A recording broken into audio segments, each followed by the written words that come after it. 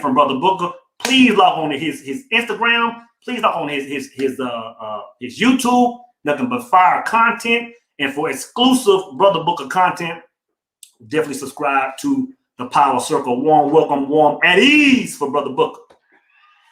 Hello, brothers. Oh, kid. I also want to bring on Brother Taylor. I'm gonna tell you, if you're familiar with my Patreon, if you're familiar with the Power Circle, Brother Taylor is the go-to for the deepest levels of knowledge. He's the go-to for books on all type subjects. He's definitely the the go-to for that whole movement, man. I want to welcome Brother Phil Taylor. He's also, if you want to find Phil Taylor's content, definitely log on to his Instagram. Definitely log on to his YouTube. He just started it. Fire content. And if you want that exclusive Pete Taylor content, definitely log on and support the Power Circle. Warm welcome for Brother Pete Taylor. Peace and blessings. Man, first off, I want to thank you, brothers, man, for making time out of y'all schedule. Like I said, I was letting them know that we had started a conversation earlier that kind of led to relationships, and it got real heavy.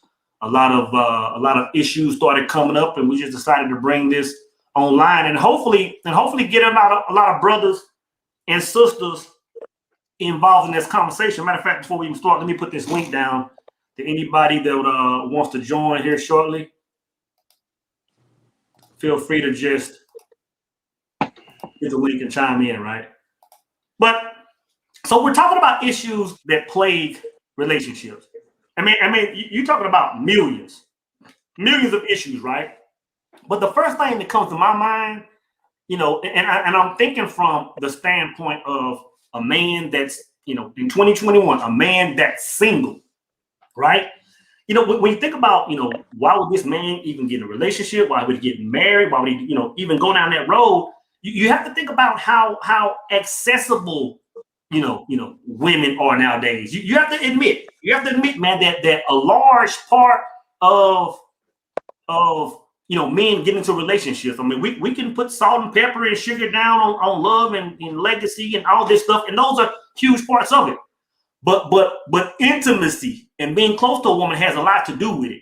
So when you think about men in today, when you think about how accessible women are, that portion of women, I think that has a lot to do with men not going down that road. Like, what do you brothers think on that, man? Well, I've thought about this deeply, so, and I thought, maybe this just isn't the season to marry. We never talk about that. We talk about seasons within a year, to sow, to reap. We talk about seasons in our lives, but maybe there's a tide turning where this isn't the season. Some of this stuff has to die off, and then a new crop comes, a new seed, a new harvest comes of women with a different. But I'm telling you right now, it's slim pickings to Yeah, I agree. So what do you think? What do you think? You think it's like a generational thing? Like what do you think it's going to take for the seasons to change? It has to die down. Before we start recording off camera, Brother Phil was saying, my book was a nice counter response to another gentleman's book. I won't put his name out there. Another gentleman's Nathan book. McCall. The kind of panders to women, and he gives a lot of sweets, cookies, and ice cream, and mine is more raw. And right now, the woman, not every woman, of course, but we're going to speak to the rule, the majority. I think most women are not wife material, and maybe this has to die off. The system, the mindset has to die off before a new crop comes around. Yeah. So you talking 100 years, but like in my mind, when I think about the way men, women move now, the way people move, you talking about the generation after the next generation. So you talking about 100 years. You know what I'm saying? But I don't know if we're that far off. So I see a change coming. Us right here talking about this, that lets me know that change is coming. Like, this conversation would not be had publicly, a few years ago. So True. The tide is turning. Yeah, well, my thing is, I think the conversation has to be had because if you look at the majority of conversations, like it's really leading to extinction. Like the thing is, like we can't talk about not entertaining women for forever. Like there is an end, like there is an ending for that. That's not a good look. At the same time, I don't think men should be just jumping in situations because we need to procreate to save the world. Like the things that brothers are saying, in the red pill community and other communities, brothers are spitting facts. Brothers are spitting facts, but I think we have to start having these conversations to at least try to understand each other and turn this thing around. Real quick, let me give a shout out to this brother right here, man. This brother Anthony Spade. If y'all want to subscribe to Anthony Spade, brother, I'm telling you, y'all are missing out. The thing is, I have to hold up on click on this brother's channel because I know when I click on it, I'm going to be there for at least an hour and a half, 2 hours, because every video was constantly pumping knowledge down. He's on the Sigma male vibration. Man, I'm telling you, this brother's page is enlightening. Brother Spade, I appreciate that, man. And if you want to chime in and give us some nuggets, brother, definitely feel free, man. I appreciate that support. Love your channel, man. Love your channel. But yeah, like there are many things that are plaguing relationships, man. But to say, what do you think? What would you say the top 1 or 2 things are that's hindering us, man? Well, so I'm gonna tell you. I don't really want to say this, but now I guess I'm more of an elder member of the community. But I guess I'm here. But what I've noticed is communication in general. People are afraid to talk to each other. Now, look at how people communicate. People communicate by text. You can't even call a company and talk to somebody on the phone anymore. You call a company phone and all they got is prompts. You can't talk this directly to the owner or nothing. So what I think people need to sit down and start doing is have conversations. Men and women need to sit down and have conversations and just lay it on the table. They're not doing that. And everybody wants to put the front up. You know what I mean? I'm like, I'm tight. My game is tight and all this kind of thing. But your game ain't tight. Sit down and have honest conversations with each other. And people are not doing that. You know what I mean? Everybody. P. Taylor, let me ask you this, P. Taylor, for the young brother. Why do you think the younger brothers are not going to the table, sitting their woman down, saying, "Hey, we need to talk about this"? Well, part of it is the fact that you don't want to seem like you're vulnerable. You don't want to seem like you're vulnerable because if you look like you're vulnerable, if you look like a sucker, you know what I'm saying? If you look like you're too weak, then the woman's either going to step on you and put the high heels in your face, or she's going to disrespect you, or she's going to step. You know what I'm saying? But there comes a time where you don't want, as a man, you don't want to be, crying and weeping and all that kind of thing, but you can open yourself up a little bit. And to the right woman, you have to be able to look and see what's going on with her and at least communicate some kind of way. The brothers don't know how to talk to women, and the women don't know how to respond to the brothers. There's this complete communication breakdown. You spend 100% facts, and I can easily say that at one point in time I was on that end of the spectrum. Like when I think about my early relationship, even my marriage in my 20s. But you talking about, I'm coming out of a single household, so there was some, I was trying to reinvent a situation that I'd never seen. So having that masculine energy, being able to rule a house, being able to be the quarterback of a relationship.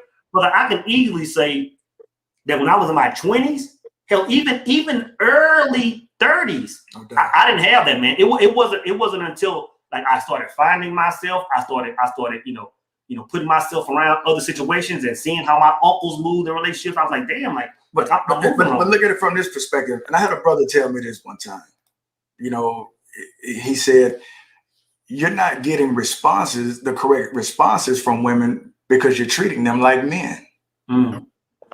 Right. He said, "You go to the table and you want to speak logic, you want to speak truth. And he said their emotions are all over the place, and never once have you had the correct emotional conversation. He said, stop treating women like men. Right. And I was like, wow. Right. That's And true. let me pick it back off of it, man. That's so profound, brother. And I had to do some deep search within myself concerning that. I was raised in a single mom, by a single mom, and I had the wrong depiction of what a woman is supposed to be. Now, I say that because I had never seen my mom cry until I was like 25. I had never seen her cry, but she got 4 kids, 3 boys and a girl.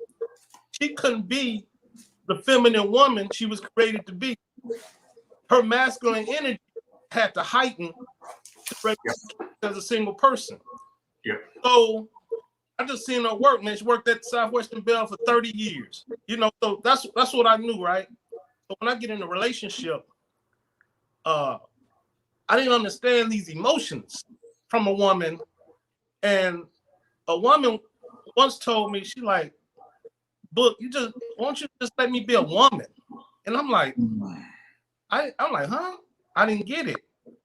So fast forward, I was told this again in another relationship. Because my thing was I wasn't used to this emotion and crying.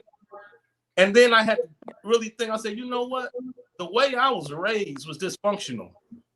I said, my mom was out of position and not in her true essence. Yeah.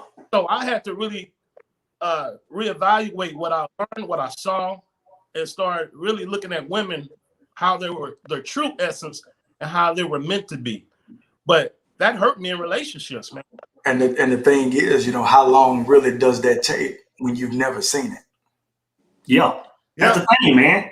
And some people never get it, man. You have to actually look for that, man. You know, the thing is, I think both single men and single women, like if you're in a single household and if you're raising children, you have to straddle the fence. Even a man can't be in his full masculinity, you know. Right. So man, it's when we talk about single parent households, it you know, there's going to be a level of toxicity come out of there, man, because you got to think back in the day, 20, 30 years ago, I didn't even know what a single household looked like. When me and Kid grew up, every household had a mother and a father. Right. And pretty much 95% of them were biological, man. So it's just like a different world. Like this is really all brand new. Right. I like what Sister Ebony said, man. Appreciate the super chat, Sister Ebony. Sister Ebony said because a number of men always think there is a better option around the corner. So men are not really trying to learn you. But and that's true. You know what? But I will say this to Miss Ebony. Women have to stop giving us so many options. Yeah. You know what I'm saying? I'm gonna grab something. Women gotta stop giving so many options. I mean, it's kind of like the one you made, you know, the other day. It's like, man, she'd rather be your side chick. Yeah. And why is that? I think a lot of women would rather be your side chick because they don't want you full time. No. Because what do you bring to the table that she don't already have anyway? True. You know what I'm saying? And it's like, you know, I want to play a little bit, you know, and I go, you know, holler at, you know, Chuck or Charlie. They don't want a full time. Plus, they get that variety. Right. But kind of what everybody's saying, I definitely think social media plays a part too. Like it would be hard for you know, or let me say, it's easy for a man to just get online, get in his DMs, get in some other lady's DMs, and fulfill all of his needs. I mean, if a man is just looking to have a good time, to have some good conversation, and go out and hang out, brother, like there's no need for a man to go out and get in some relationship. It's too accessible. So sister said, you know, men think there's always a better option around the corner. So we're not really in to learn you. I mean, there's so many options available.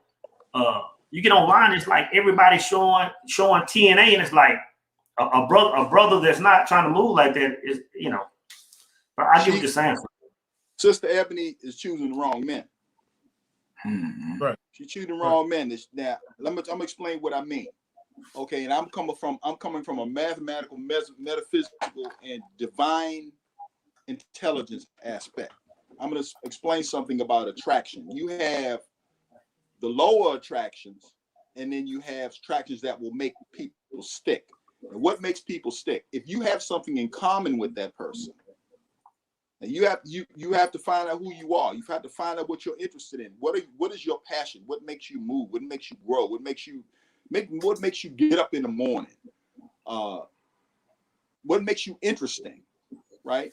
And you find somebody who likes the same things you do, the same things you have in common. That person will stick. The same things that you want to do with your life. What are your goals? What is your mission statement?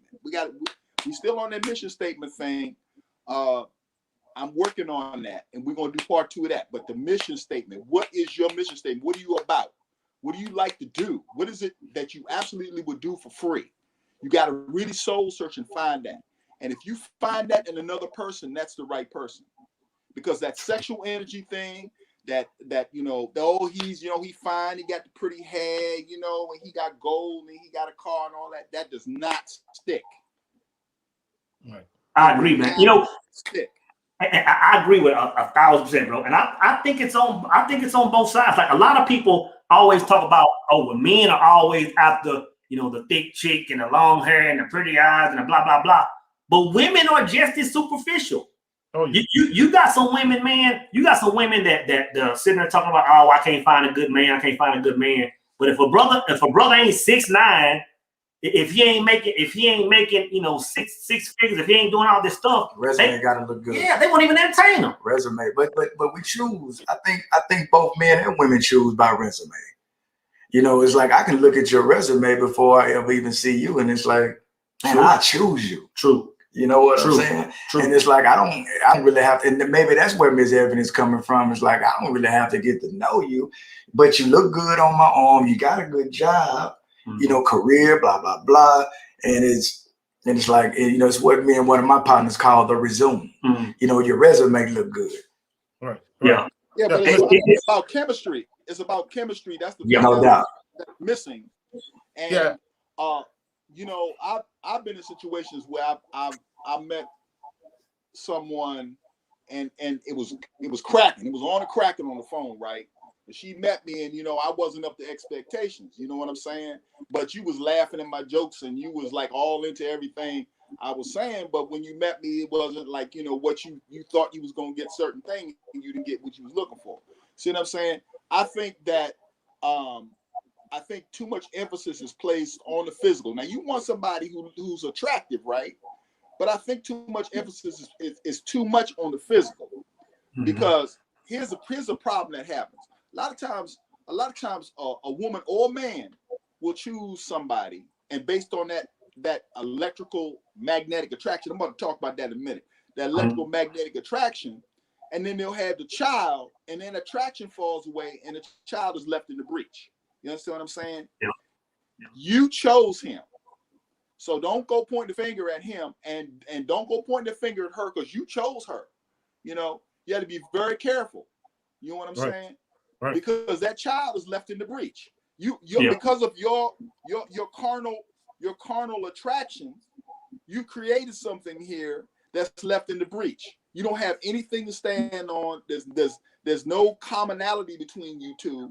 All you have is a child. You understand what I'm saying? That's a problem. Yeah. I tell women all the time, man, we show you who we are very quickly. You know what I'm saying? Like, we show you as men.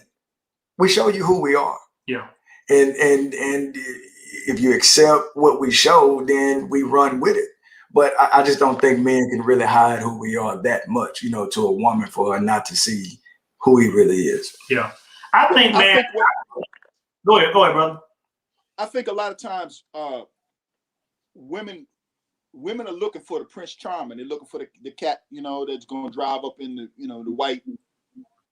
white Benz, with the convertible top and all that kind of thing. They're looking for that because that's what they were told. And I'm not blaming women, because I think, that's the way they were brought up. They were brought up with Disney. They were brought up with, what is that?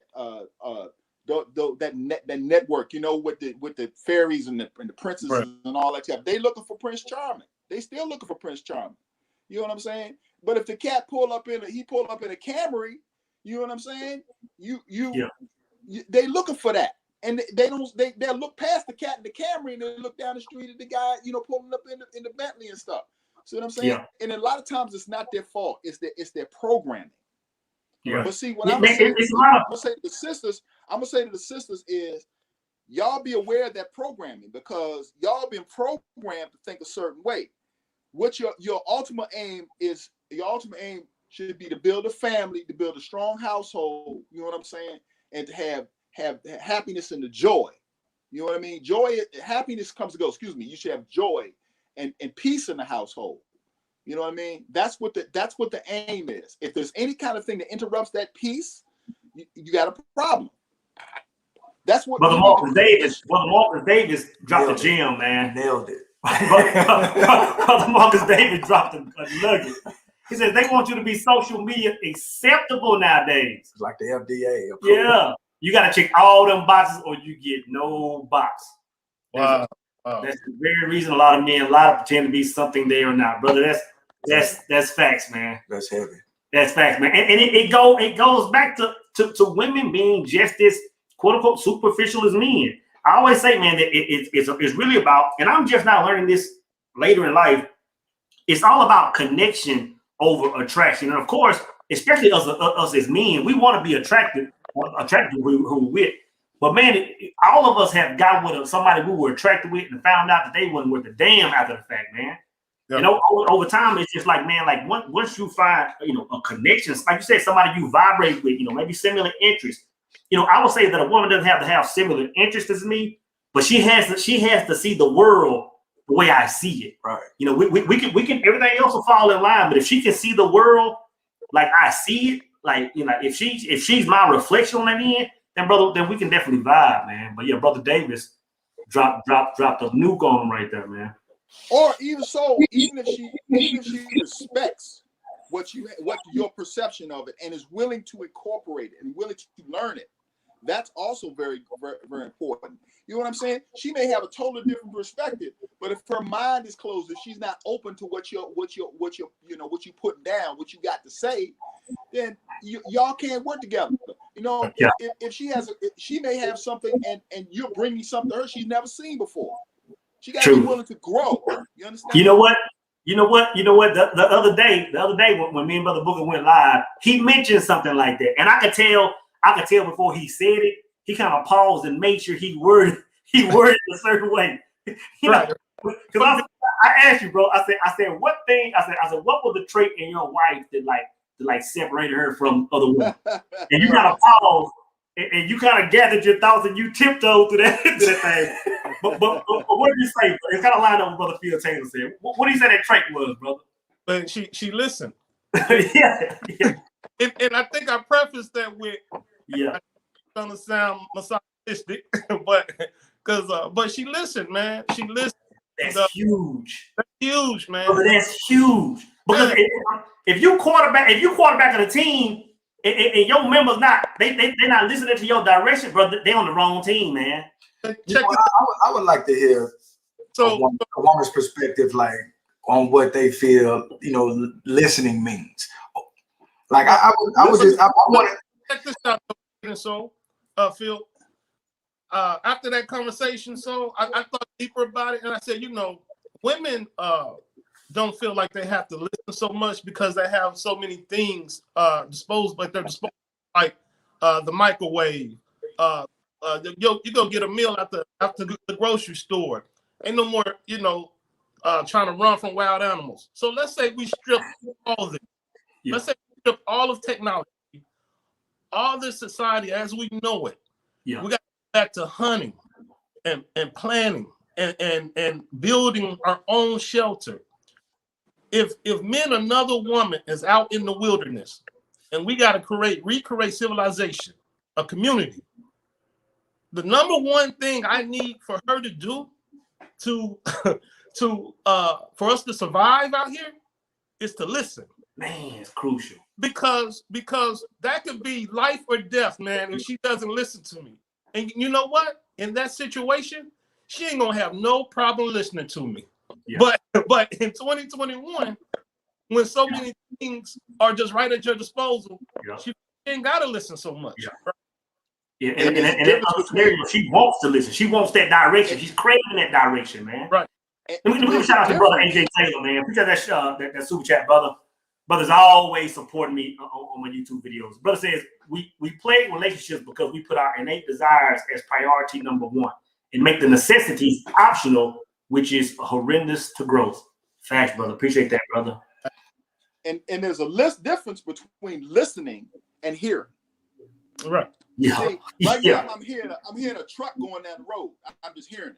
Yeah. But listening requires participation and Yes. activation. It requires being involved Yes. in the conversation. You know what I'm Yeah. saying? I can hear something all day long, but listening requires me being in it, and Yeah. also requires respect. Yes. When your wife will listen to what you have to say, she has respect. Now I've said that too, and that's what a woman has to listen.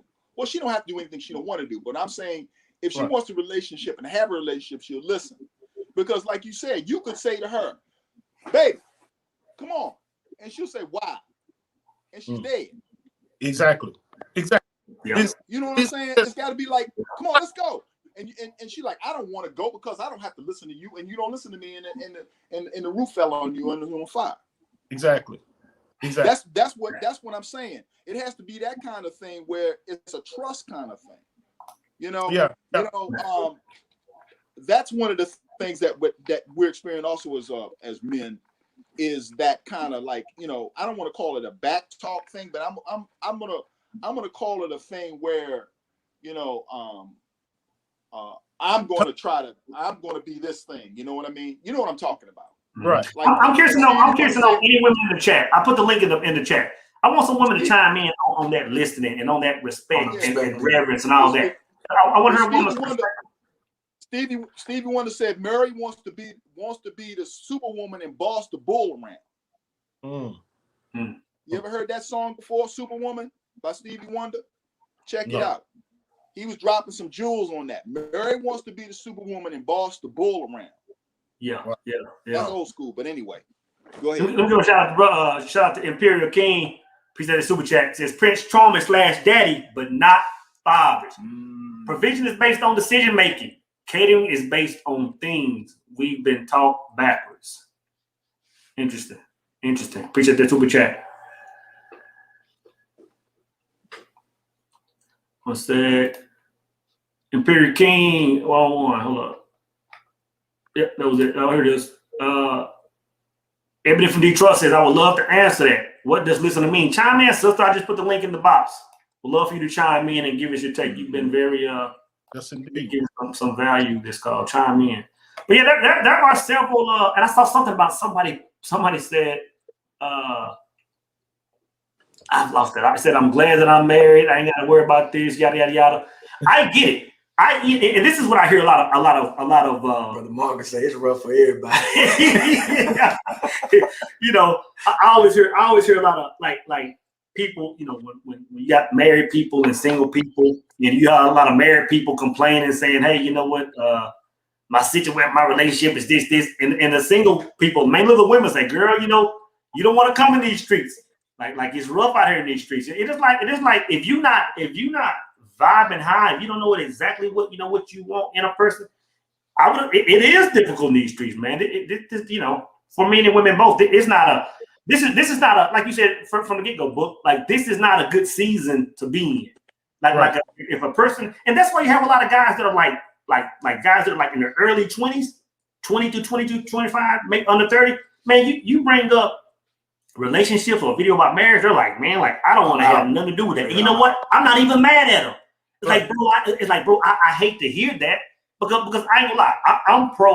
I'm pro seeing people together. I'm pro seeing people together. But I'm not for, you know, people in this crazy society just jumping in situations. I understand that like you said, we're not in season, man. Yeah. Like for instance, so, and it's not far-fetched, you know, so let's take the Great Depression. Mm-hmm. Man, do you think the Great Depression was a season to be having kids? No, not at all. I mean, not at all. It went the season to be bringing a child. world. So it's not far-fetched that this just ain't the season to really wife up a woman like that, man. Yeah. We gotta let some of this stuff die off. These ideas.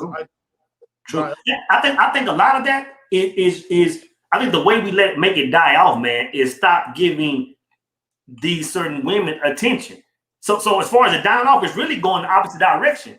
But because when you think about the women that are, if we want to consider women to be classy and 5% or whatever category we want to put them in, right. these women aren't really getting any energy from brothers. Right. It's the other. I mean, you get on the gram, it's all there, man. You get on there, man, and you can have, bro. And it trips me out, man, because I see brothers sweating like, I don't want to use the word, but chicks that are less attractive, that have low vibrational energy, and they show a butt cheek, and it's like, man, 1.5 million followers. I'm like, bro, like, what are y'all like? This is the world we live in. So I agree it has to reset, but I think it's still going the opposite direction, man. I don't know. So, David, if you got that link, call in, or any of the sisters want to chime in, I'm eager to hear your take on any subject. I think women have again, they have a false perception of what it is to be a woman. I think that they've seen, all of the accoutrements of being a woman, but they don't understand that being a woman starts from being inside and being the nurturer and being the one who builds the home I think they don't understand that. That's the core of being a woman, not how short your skirt is, or you're flashing your breasts, you know what I'm saying, or whether you got a weave and nails in your hair. Those are that's like the frosting on the cake. And what I understand about cake is, if you look at the cake and if it got too much frosting on it, then it's not a good cake. The frosting should be thin. The cake should be more solid than the frosting, but it's the other way around. I think that all of these accoutrements, the nails and all this kind of stuff, they're trying to get men's attention, but they can get a man, but keeping the man. Any woman can get a man. You can get a man. Anybody can get a man, but it's keeping him, keeping his attention. You know what I mean? What is it you have to do to keep a good man and keep his attention? And I think all women want a good man. I just think now they have the freedom, they have the money or whatever, they can do whatever they think they can just run all over the place and do whatever they want to do. They can. You know what I'm saying? But fundamentally, you're going to be unhappy at some point, because a woman is more of a solid post than a man is. A man is the one that floats, and the woman is more of the solid post. You understand what I'm saying? Right. Energetically, talking about energetically. Yeah. Right. And let me throw this perspective. Saul always talk about where we come from. What if women just don't see the men in this generation as they saw in the last one? That's possible. So if in that case, if the quality of the man in their eyes have gone down, then maybe they get in the category, I'd just rather be a side chick. Absolutely, because the woman is the moon and the man is the sun. The woman is a reflection of the man. So if the man is not reflecting something correctly, the woman's not going to reflect it correctly. It's on both sides. I'm not criticizing, but I'm talking to my sisters because I love my sisters, and I see that they're in pain. They act in a certain way because they're in pain. Right. They're in pain. You can see they're not happy. You know what I'm saying? A lot of it too is a struggle, because women that wanna kind of sit and soak in that energy, that real feminine energy. Man, these women, I'm not gonna lie, women amongst women, these type women are drugged through the mud. You talk about submitting to a man and catering to a man and being led by a man. Man, a lot of these sisters are dogging each other out, man. This whole strong, independent thing, that energy still lives. And if a woman isn't in that, sometimes, man, it's something pulling her out of that, man. Yeah. Pick that super chat, brother Calvin. Says powerful, man. I got something I'm gonna drop on you, okay? And this is from John Baines, The Secret Science. This is for a woman. And women, listen to this. This is very important. For a woman to be very attractive to men, she must first of all have great control over her feelings, so that her heart will not disperse magnetism and magnetic energy produced and accumulated over by sex. When she attains dominion over her psyche, she must achieve mastery over her instinctive self and imaginative self. By achieving this, everything will be within her reach. A man, on the other hand, should give preferential attention to educating and dominating his sexual side, which is the weak point of his Achilles heel. Okay? A woman who wants to attract and keep a man must develop the following characteristics. She must be profoundly feminine, sweet, comprehension and beauty of the soul. She must be a wife, a lover, a friend, a sister, and a mother. She must never make the man feel enslaved or deprived. And she must never attack the man's ego. Never destroy the man's ego. Never attack the man's person, and lift the man up. Support the man. You know what I mean?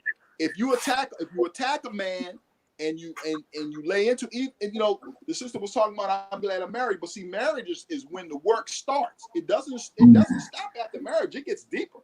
Right. You know what I'm saying? Right. When that man comes in there and he has a hard day's work, you know what I'm saying? He doesn't want to come home. If you working and he working, there's a point I want to make, because that's something I was thinking about. If you working as a sister, my sisters go out here and they work hard. And they put this right? They put this armor on and they go out here and fight this war. A lot of times, y'all sisters never did this before. We've been doing this since day one. But now y'all out here and y'all fighting this war. You'll put this armor on, right? And you're out here rocking and rolling with the men. You know what I'm saying? And they trying to grab your behind. They try to, but this is the boys' world. You in the pool with the sharks. But when you come home, take that armor off and lay it in the corner. You understand? Because no man wants to deal with somebody who got armor on when they've been fighting all day with people with armor. Right. You got to take that armor off and put it in the corner and be sweet to a man and be kind to a man. Say nice things to him. You know what I'm saying? That if you say nice things to your man and you say, "Oh, you handsome. Oh, I love that the way you smell, baby." All this kind of thing. Let me rub your shoulders. That kind of thing. If you do that, you got the word. I'm putting a jewel in the lady's lap. I love the ladies, and I see what's going on with y'all. You women are in a lot of pain right now, man. You know, K Cool saying, bro. K Cool, he co-signed saying too many women are in competition with men. You know that's bro. Yeah, because they have to be in the world, brother. So they have to be, because they out there fighting with us. And we don't take no prisoners. You know that. We taking heads. So if your head is in my way, I don't care whether you're a woman, a man, or a catfish. That head is coming off. See what I'm saying? They're soft. They're naturally soft. They're not used to that. They had to put that armor on, and when they go out there in the world, you know what I mean? They're not used to that. Like you see it in politics. You see it in politics where the women get into politics and they become these senators and they running for president. I'm not gonna mention any names. You know what I'm talking about? And they hard, but they don't know how to take that armor off, man. Sisters, you gotta be able to take the armor off. Yeah, but this is a narrative and an energy that the media and the system pushes. Man, you hear a lot of this rhetoric. Anything a man can do, a woman can do better. Like, man, this is blasphemy, man. Like, this not be tolerated. It's pushed hard. They push that, man. They push it hard. They push it hard, man, and this is wrong. And it's just not true either. But it's wrong in the sense, the wrong message to the girls, to the boys, man. And somewhere, man, we gotta wake up. All of us are not gonna wake up at the same time, of course. But the ones that do wake up, we know better. We gotta speak out and start leading. Yeah, thanks. But you know, another thing too, Book and Phil, is that, man, it's a lot of women. You see it all the time. It's a lot of women taking care of brothers, man. And when that part is boiling, it's on the back. It used to be on the back of the stove. It's on the front. It's from the front eye now. Right. You know what I'm saying? And there's so many women that take care of brothers. And you know, if you're one of the brothers that's, you know, getting on your feet, that's one thing. But I mean, you know. Hey, hold that thought, because I want to go in on that, bro. Okay. I want to go on that. First, let me give a shout out to brother Ace Boogie, man. Shout out to that Super Short. Me and brother Ace Boogie are getting ready to do some work over the next couple of days. Fire podcast. Man, go follow him on all his channels. We're gonna take a quick commercial break, 30-second, and come back, and we're gonna dive into that, bro. We're gonna dive into that hard. Be right back. He gives actual quotes that you probably never even heard before. He said that Henry Ford was aware of it. All of them were aware of it. This is the secret inner teachings that Napoleon Hill was not necessarily able to give out. This is one of the things that's missing from the secret. You are actually a broadcast tower that's broadcasting energy into the universe. And you wonder why you get the results you get and the people show up in your life, because it's what you're broadcasting.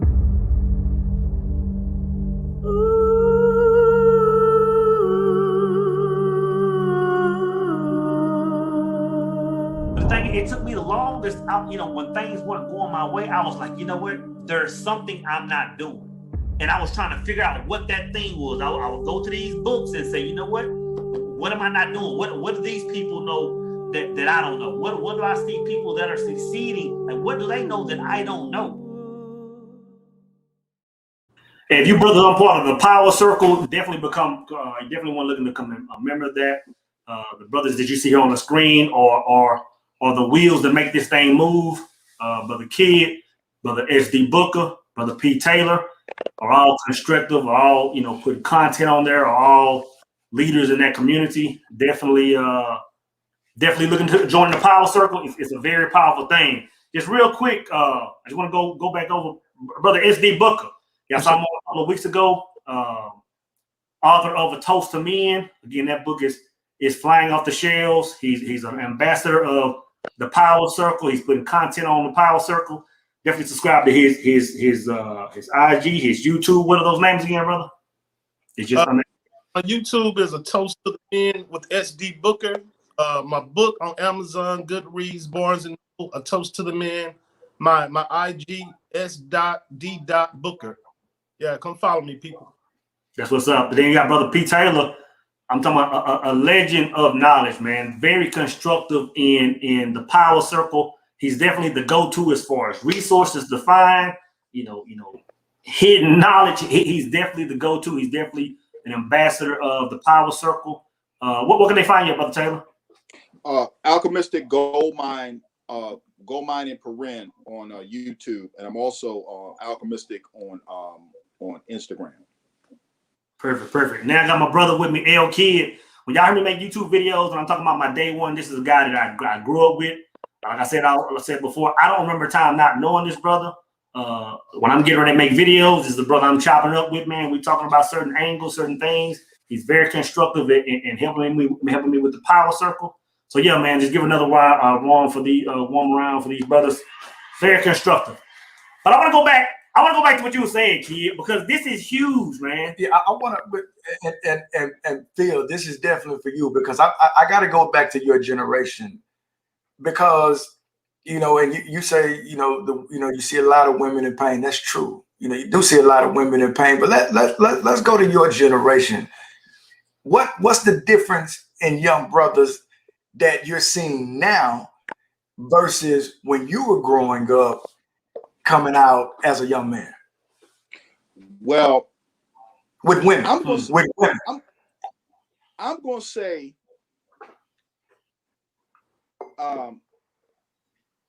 that's a good question. I'm trying to think. Because and the reason I'm asking this is because, like I say, man, we grew up with some pit bull women in our neighborhood. I mean, we got a partner that grew literally next door to Soul growing up. Man, we wouldn't test her right now. Yeah, she was. You know what I'm saying? But knew how to take the armor off. Yeah. You know what I mean? So yeah. It's like, man, we grew up with a different variety of women with strong brothers, just making it happen. And so how do we what do you see from the young brothers now? How do we get here? Well, I say, we've been through so much, man. This generation, I frankly wouldn't want to be 20. I mean, 9/11, this whole situation. That's a strong ass statement, yeah, bro. all of this, And then I'm looking at y'all's music. I'm looking at, you know, the crack epidemic has affected everything into this generation, the whole assault on the community and everything. And it's a lot. So a lot of brothers have given up. They've just thrown their hands up in the air and given up. They, you know, and they lay back on the couch and they play PlayStation. You know what I'm saying? I've been in a situation where I was in a relationship at one point where I took a hit monetarily, but I never gave up. You know, there was a point where I lost my car. I was walking, I was riding trains, I was riding buses, always trying to make it to work. I never gave up.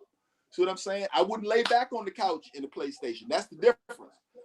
There's something in me. My father would work. He had a gas station. He was starting the first black cab company in Washington, D.C. He was an engineer. You know, he was brilliant, and he was out here banging it. You know what I'm saying? My mother, she was banging it too. She had her job, and she kept her money.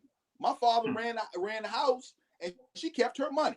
You understand what I'm saying? So he told me, you don't give up. You just keep banging. If you have to sit down and take a rest and take a breath for a minute, then take a breath. But you get up and get back in that ring, bro. When you put your hands up, you bang it. Yeah. And that's what I see a lot of brothers just giving up, man. They just go, you know, they go sit on the corner, or they go sit, you know, they back in the PS1, you know, whatever, and they just give up and they let her, you know. And when you do that, there's a certain amount of loss of respect, actually, because I'm gonna tell you the truth. The man needs respect. The woman needs love. Yes. That song that was written by Elders Redding, that was sung by Aretha Franklin, Respect, was originally sung by Otis Redding. The man needs respect. He needs respect. The woman needs love. See what I'm saying? Yeah. Men, you will lose respect if you're sitting on the couch playing Halo or whatever you playing. You know what I'm saying? And she out there, you know, banging in the street. You know, right. That's what we got to get up off the couch and get out here and make something happen. You know, I don't care if you selling newspapers on the corner, you know, at least keep trying, at least keep grinding, man. Keep out here, man. And I know it's hard because, man, I'm looking at the world today, man. It look like it's falling to pieces. But you got to keep it together. That's what I was taught. Shout out to Project Double. Shout out to yeah, no doubt, bro. Shout out to Project 007. Says a woman can't be the queen until she stops trying to be the king. Society has twisted the masculine and feminine dynamic. I saw a comment I put up a second ago, man. I wanted to go into there, man. It's coming right here, and it's still kind of piggybacking off what you were saying a second ago, kid. Brother kid, it says women. It says we're being raised to be sons instead of men. And I thought about a couple of years ago, man. I was working at an outfit in East Texas, man. I was a DM down there, and I had 3 admin ladies in my office. I had 4 admin ladies in my office, and out of those 4 women, 3 of them had husbands at home. And the entire time I worked there, their husband were at home. They never got jobs. They were on the game all day. And I was like, for 75% of women in an office to be in that situation, like that's common. And when you look at it, man, like that's a common thing. And I'm not talking about women, having good careers and out earning their men. Like that's common. Women are getting the bag nowadays. Right. I'm talking about women quarterbacking, men waking up and being, just sitting at home all day. That's a common thing, bro. And that's what I'm like. Is that the new thing? So have women got to the point to where it's so common to where, hey, he drop you off at the door, you go to work, pick you up later. I mean, that just wasn't how we grew up. Yeah, man, the women from man, they wouldn't even tolerate nothing like that, bro. Yeah. Which made men stay, it's a different world, man. I think it's I won't say it's the new thing, but I think it represents what a lot of relationships look like, man. It's the whole baby boy. And like you said, drop me off at work while I run the streets, hang with the boys, smoke my stain, drink, while you get the bag. And when you come home, I want to step back into this quarterback role, but you can't. Right. Man, fellas, and so you read this. When I went to the situation, man, with going back and forth to court with the custody battle, then the criminal accusation, man, and I lost my job, and man, ended up losing my car. I mean, I was going through it, man. I took a big hit, and I couldn't get another job because my name was tainted. They had put the thing on my name, a pending felony. Man, I was going through it, man, and I was doing odd jobs that didn't require a background check, whatever. But one thing, man, I would do before my wife got home, man, I would leave. I would leave and then come back like an hour later. I was like, man, she can't see me on the couch. Yeah. Facts. It was just something in me to where like she just can't see me here. And that's what and that's you're right. It was something in you. Right. Yeah. And I just had to keep my dignity. And she never tried to take my dignity. And I asked her too. I said, babe, when I was going through that, and it happened, it was going on for about, I said, when I was going through that, why did you never complain or just, you stuck around with her? She's like, I knew how you were built. I knew you were gonna come back. And that's the thing, fellas, people out there listening, man, you gotta establish equity because that's that trust that you establish some equity. And if you do hit a point, a bump in the road, you got equity established. She knows how you built. You've already set the stage about what you're about. And so yeah, that's real. Yeah. I like what brother Marcus Davis dropping the nuggets on us, man. He says, question: do y'all think that men are failing at leading, or have women become bad at following? My answer is we've all been trained to be against each other subconsciously. Programming is real. I agree with that, bro. Yeah, I agree. I agree with that. I think it's both parts, man. I mean, it's easy to just point the finger at like media and music, but that's one of the tools that's used to take us away. And I think there's a very thin line between being informative and whining, man. And I just don't like when brothers get online and complain without trying to find a solution as well. Yes. I think a lot of women get online and bash men. It's like, okay, y'all do the female thing. But if we get online and we're gonna sit there and say, you know what, women are doing X, Y, and Z, then let's come with some solutions, man. Let's open up a forum so we can all talk about it. Get men and women both in and try to get it right, man. But yeah, I think it's both. I think men are lacking at leading. One reason I think is because we're lacking men in our lives. Like we don't know what leading looks like. Lacking fathers. Yeah, and it's some single women raising some good brothers, no doubt about it. The thing is, as my father used to say, a woman can only teach a man how to do so much because she's never been one. True. So true. I know. Let me introduce this sister, man. Sister getting ready to chime in, bro. Sister Ebony. This is like my niece, man. But and I was talking about her in a video the other day. Very, very strong sister. Business oriented, business owner, career oriented, degrees off the business card. Where you at, sister? I see you done chimed in. Hi. Good afternoon, gentlemen. Good afternoon. Actually, this is my first time ever calling. Okay, I got confused, sister. My bad. I got the name mixed up. My bad. Welcome to the show, sister. What are your thoughts? The gentleman had asked a question a little earlier about what I believe it was, what does actually listening mean today? Yeah. That was what I wanted to respond to. What are your thoughts on that? So I just want to first say the reason why I'm not on camera is because I'm working and I'm on camera at work. So makes sense. Don't do that. Don't do that.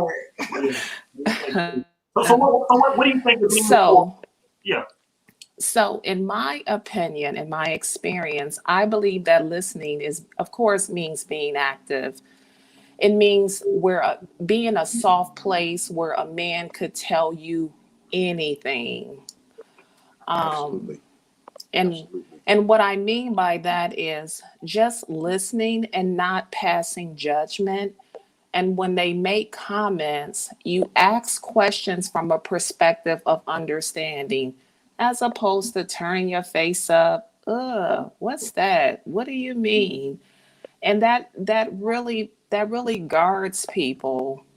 And You so know, yeah, I think that if a woman is gonna quote unquote become one with the man, be in a man's life, I think that's a major deciding factor. And it goes back to what the brother said again about leadership. Like yes. if you aren't going to be able, if a woman is not going to be able to follow that man's fully, then she don't need to get on his team, because a man has to have that. And I mean, when I say, I mean, even when a man changes direction in life, if a man wants to change his religion, he wants to change his political views, a woman needs to be like, you know what, I'm on your team. Like, I trust you enough to say, you know what, I'm now attached to you. Whatever direction you're going, I have to be a part of that. It has to be that serious, man. And Yeah. then there has to be a way to be able to say things to people. For example, like I know, so I'm recently divorced, and we're at the point now where I can speak to my ex, and we able to have a conversation as to what were some of the reasons for the breakdown of the relationship. And he said, well, I made money, I made money, I made money. And so I had to explain to him, you confuse um, making money. You confuse being a provider with stability. They're two different things.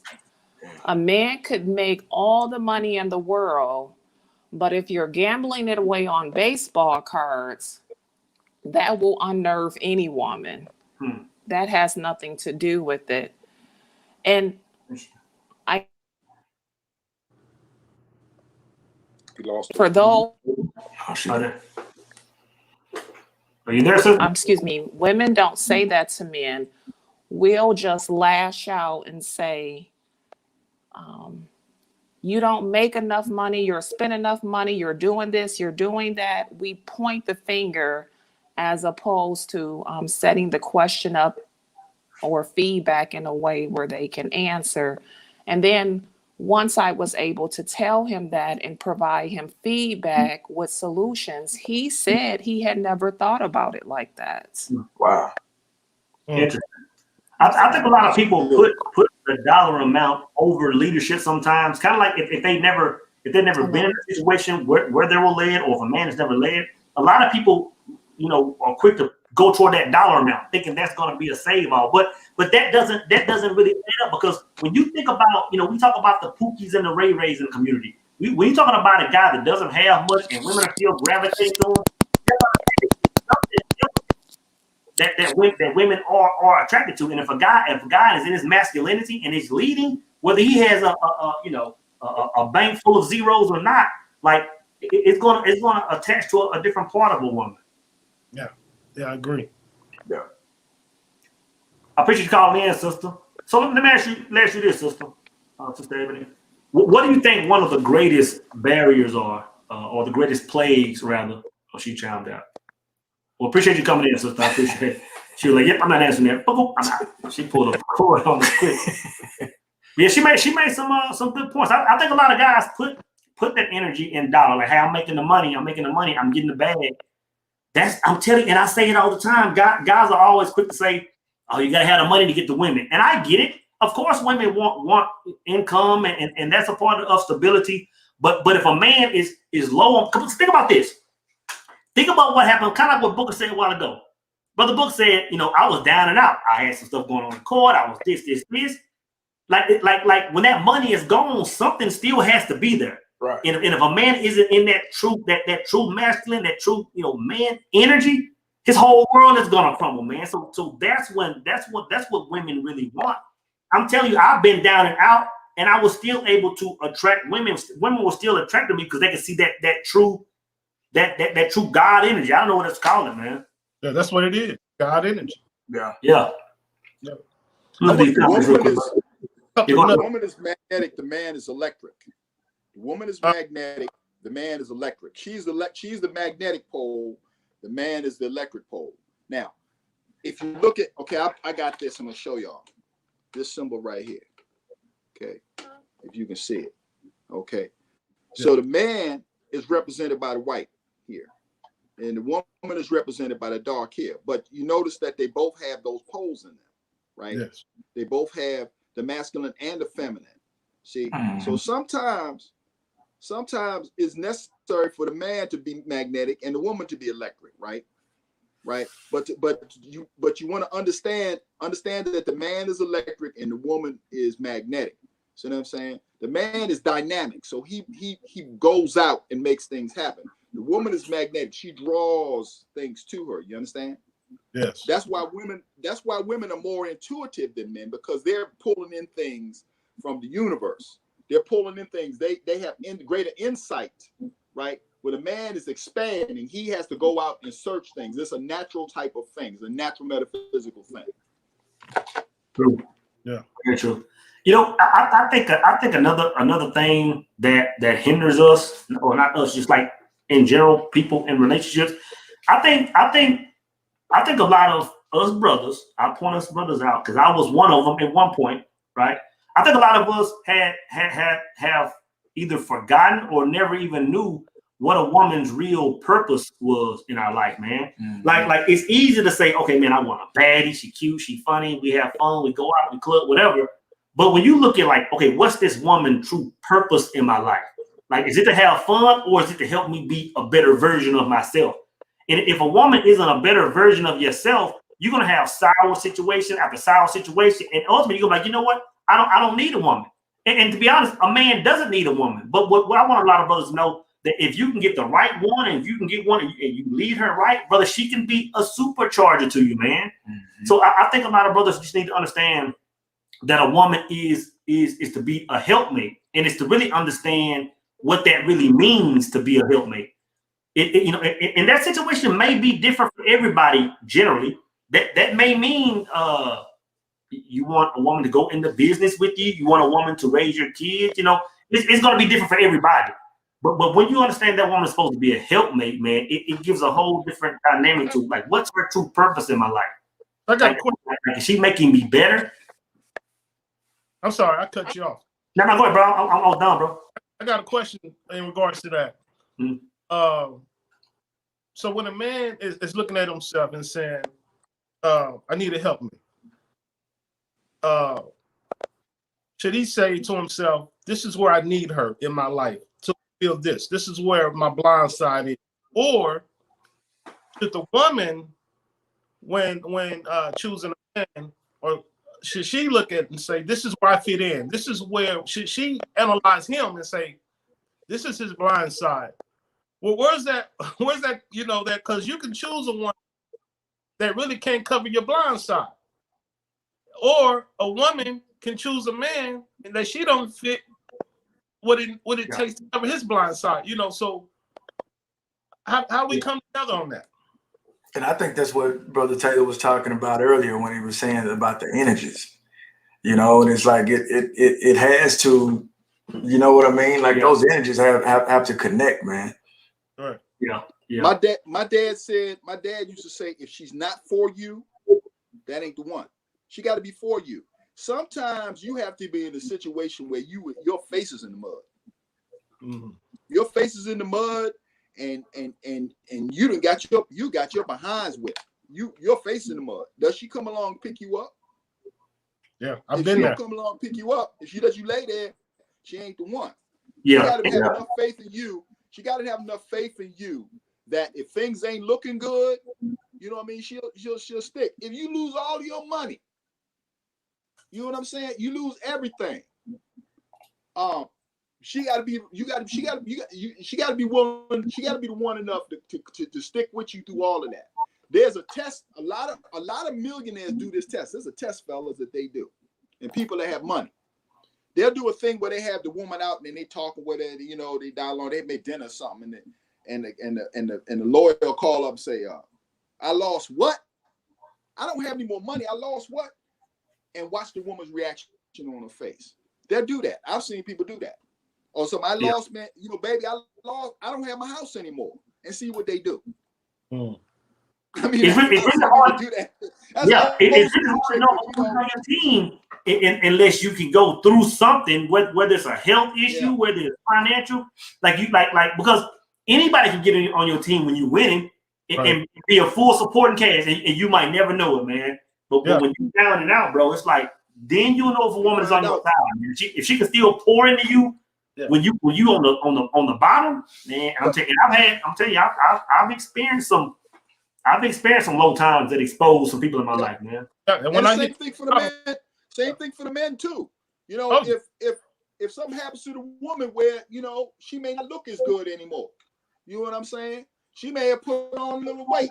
The man like, oh man, I don't want to deal with her no more. But the thing is, though, I'm gonna tell you, if she gives up, again, it's about not giving up. If she gives up and she just laying on the couch, she like, chicken wings and all that kind of thing, then hey, he might look somewhere else. You don't give up. That's the point. In this life, you got to keep it moving. You keep moving. Don't give up. Yeah. Even for the women, don't give up. Get in the gym. Work on yourself. Because he's not gonna be interested. There's a lot of women out here. If he's in his game and he's banging it, they looking at him. See what I'm saying? And you be one of them women gonna try to catch his eye. And you laying on the couch eating chicken wings and stuff and whatever you doing, and baby and and drinking, whatever you drinking. You know what I'm saying? There's somebody gonna catch his eye. You got to get out here. You got to keep it. Hey, you got to do your thing too. Yeah. Just facts. Hit that rough time. My wife always made me still feel like, man, I was a great man. That's it. She never took my dignity, and man. That's huge, man. Yeah, and another thing too, man, is when like you say, when you do something that's so out of character, and that woman ride with you until y'all alone, and she get in your ass. That's when she ride. Yeah. You know what I'm saying? It's like she sit there and book kind of like that book, man. Like, y'all, boy, that's my favorite part. But they got to read that to get that. But to know, man, to even imagine what that ride home was like. Now I'm gonna ride with you while I'm here. We're gonna lock this thing up together while I'm here, but I need you to know you're looking real bad right now. See that's woman, she got your back. Yeah. I had a bad showing that night, man. It was epic, man. But I tell about a couple of bad nights I had, man. But hey, man, I'm human, and she never came down on me hard, man. She knew it was out of character. And hey, man, player messed up. Yeah, I think a lot of guys don't, wouldn't want a woman, man, that's going to keep them alive. Like I always say that a woman has, like a woman in my life, she has to check my six, man. She has to be watching out for me. If I'm moving wrong, I want a woman to say, hey, pull me to the side once we get home, whatever. Hey, like babe, like if you keep moving like this is where it's going to end up. Yeah. Because sometimes, man, like we drift. Right. We drift, but if she's not watching your six, if she's watching you jump off the bridge, she's not serving a purpose, man. She's just not serving a purpose, man. And unfortunately, I had to learn the hard way. I learned the hard way. Most of us do, brother. Yeah. I had to learn the hard way because I and in a sense, it was my fault, but it also was her. She admitted that later. But we learn from my situations, man. And hopefully your younger brothers don't have to go through that. You listen to all these brothers, because we got what 200 years worth of experience or something crazy here, right? Or something, whatever it is. Yeah, man. You just got a relationship is work. Yeah. And a lot of it is a relationship with yourself, man. You can't give up on yourself. You know what I mean? You got to keep working on yourself. You can't give up on you. When you give up on yourself, then you can't. Other people, they're gonna give up on you too. Yeah. Hey, so I want to give the people a couple of nuggets in regards to Brother Phil. What he's saying, man. We went to me and my wife went to premarital counseling, of course, before we got married. And the couple gave us 2 gems that we practice to this day, man. 10 years in. Never stop dating. You know what I'm saying? Never stop dating. Don't get so serious, man, to where you lose that fire and just start having fun. It's Yeah. sometimes when me and my wife go out, if you don't know us, man, you might think we homeboy, homegirl. Mm-hmm. You might think we might think we brother and sister or cousins. If you don't, and then I'm still husband. I'm still gonna Folks be. start talking about y'all look alike. And way person and laughing. They be like, man, they can't be husband and wife. No, that So always keep it, not so serious, but keep that balance. The other nugget was they practiced something that we practiced today. We took hold of this.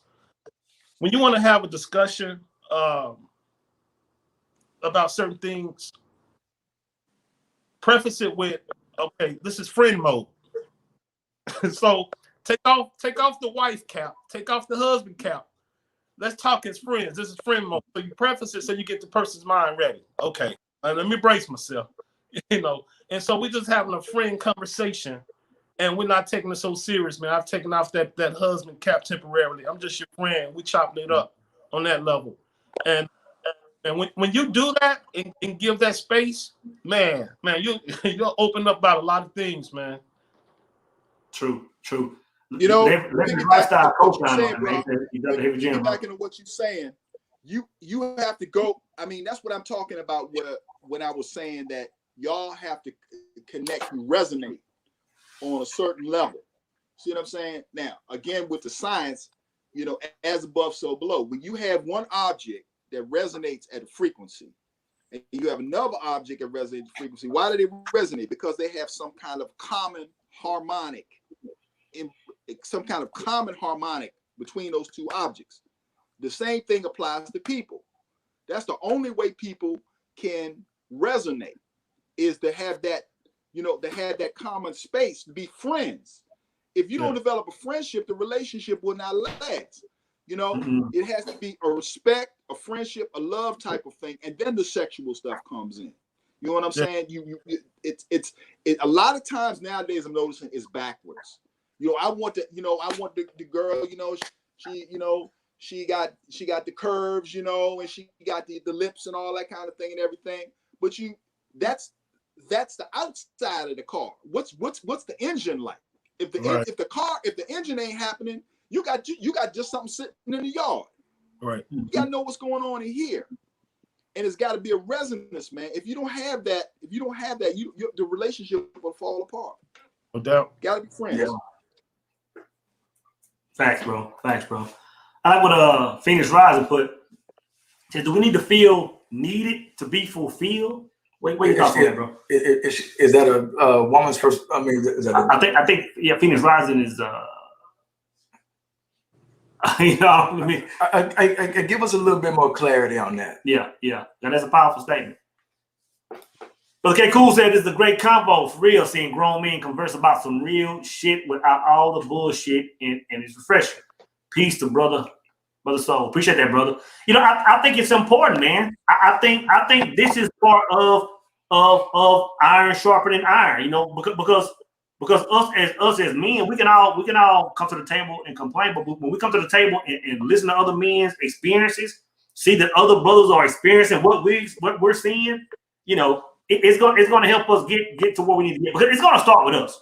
Yes. Bottom line, we can talk about the gender wars, we can talk about why relationships fail, we can talk about all that stuff. It's going to start with us brothers, man. Right. Because you got to think, when it fell off, we had to take blame for that. Like we have to say it was our fault, because if we don't say it's our fault, that means we're not really quarterbacking. Right. That means we're not leading. Yes. A true leader or true leaders, they take responsibility for the good and the bad. I talked about a while back, like back when the music shifted and brothers started dressing different, acting different. Everybody went from just being cool at the parties to everybody was an OG. Women responded to that. Right. And then we got mad when women became a certain way. And I was like, brothers, that was our fault. From. Yeah. So it was the Pope. Yeah. So man, we have to take responsibility as brothers on why it's wrong and try to get it right. Now, how long it takes to get it right, it may be another generation or so, bro. But yeah, Phoenix is clarifying this. It's meaning if we feel unneeded by our partner, can we truly be happy in a relationship? No. I agree. No. Maybe that maybe the word woman, is not needed. Maybe the word is not needed. Maybe it's a different type of thing. Maybe yeah, I agree. But if she don't feel right. whatever that word we want to, put in there, then yeah, yeah, she's gonna get real bored real fast. Yeah. Yeah. If she I would say value. If she doesn't see your value. Value. There you go. There you go. That's it. Value. But And when I look at it, acceptance. man, I think. Go ahead, bro.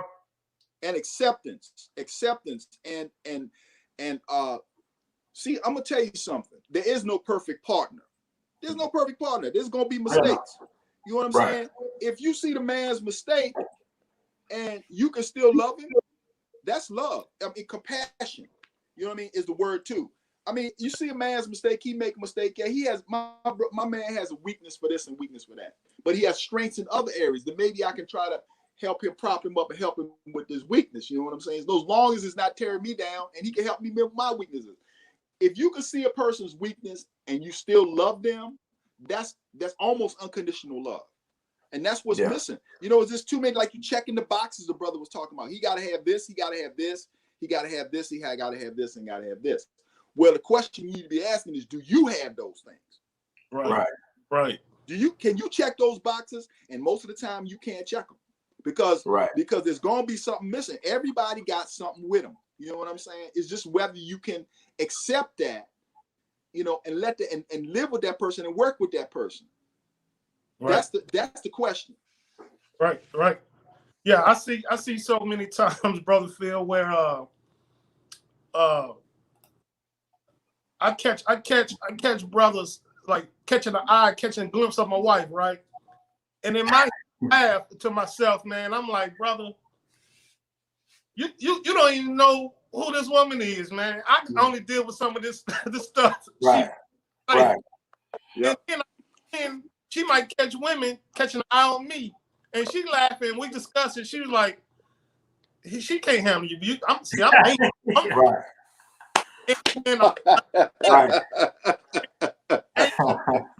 I'm telling you, but she you don't even know. Like, and that's my brother feel like these people, they work. They work. And just because you're looking at them and thinking or wanting that, man, you don't even know what's going on in the house or what they're dealing with or what they can handle. Church. Absolutely. Yeah, I was about to say, Phoenix, if you could chime in, man, we'd love to have you. Because I want to hear your perspective. Drop this link. Because personally, I feel the happiest if I can do something to help my partner. So if he keeps saying no, I don't need anything, that makes sense, And for so this is a woman. Right. That's a woman. Phoenix is the female. Yeah, that's the female energy. Yeah. Okay.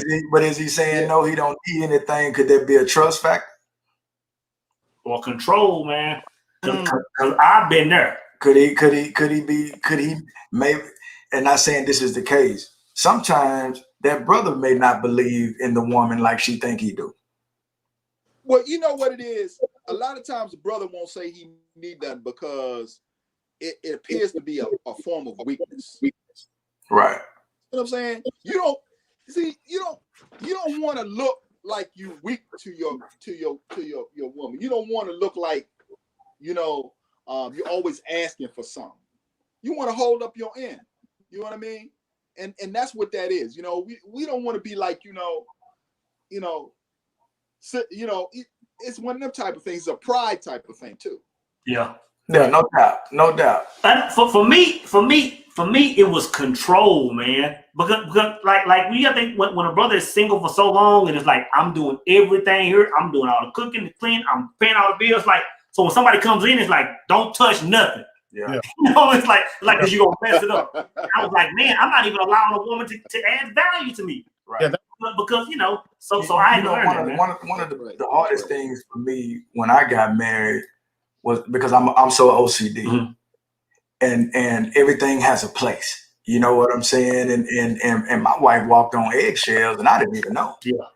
But it's just like you saying, it's like, man, I have kicked women out of my house for not like taking their shoes off or something. I mean, it was control. You're right, and I had to learn, like, man, I need to ease up a little bit because, I might be just pushing people away. Yeah, Don't know it, so yeah, bro. I broke up with a chick for not using a coaster one time, man. yeah. I didn't break up on sight, but when she didn't use the coaster, and I'm like, I gave her the coaster again, bro. And she sit on the glass. I'm like, okay, one more time. And I gave her the coaster. I said, yeah. I said, it ain't gonna go down now. Right. Just know this your last time coming over. And to another crazier story, 2:07 a.m. Never forget this, man. You know, chick, come over. Yeah, never forget this. Chick get over, go to the restroom. I'm listening for the water. Bro, come out. Never wash their hands. Flip, flip, flip. I flip the lights on. I'm like, man, you got the roll. You got the food. Yeah, you got the roll. So man, kind of stuff. yeah. So that definitely was a control thing too, bro. You know what's so You gotta wild? have your standards, you gotta have your standards, but that a coaster, that's kind of It was extreme. And that's when I realized I was extreme, bro. Somebody told me, I was telling somebody, they were like, yeah, that's a problem. You know what? I have a problem. I said, I got a real problem. And that's why I said, man, I gotta ease up. So but your mama kept your house like this. Yeah. You know what I'm saying? It's like that's disrespectful. When you walked in y'all house, man, you would be like, man, the cleaning lady just left every time. Like every time. You know what I'm saying? Standard, bro. It's a standard, bro. It was just I just felt like it was disrespectful. I'm like, man, like you just gonna disrespect my. But it was extreme, bro. It was extreme, bro. And I realized I had a problem, man. What's on these comments, man? Always been negative, never life experience. It's like I've never in my life experienced positive black interaction amongst men like this. This is what it's about. Welcome. This is what it's about. wow, that's heavy. And this is only a fraction. This is only a fraction of what we experience every week in the power circle. Yeah. Hey, Miller, let me tell you this, brother. If you think Taylor even giving you crackers right now, Oh man. Right. get on the power circle, brother. If you think this man haven't even opened the bread, he haven't even taken the twisty off the bread. He show his ass and he show his ass, man. He go all out, bro. Right. Y'all ain't right, man. That's Appreciate funny. you joining that, Joe, Brother Miller. My God, that's funny. George Smith says, do y'all fellas feel more men than ever need to step in and wipe these single mothers up, or do y'all feel single brothers with no kids should stay away from single moms? A woman without kids are rare. Wow. That's I can say this. Book, take that one. Hey man. So from my experience, and this is somewhere also. I won't dig into this too much, but raised by a single mom, so I had a propensity to get with women with kids. Because I was raised by a single mom. Right now, there's things I've been through, man. Dealing with women with kids, I would tell men to stay away from it. Now, there are exceptions, right? But I think the rule should be to stay away. But there are exceptions. But man, when you got all these personalities dealing with each other, man, and then the kids don't even have anything of your personality or your makeup, your DNA.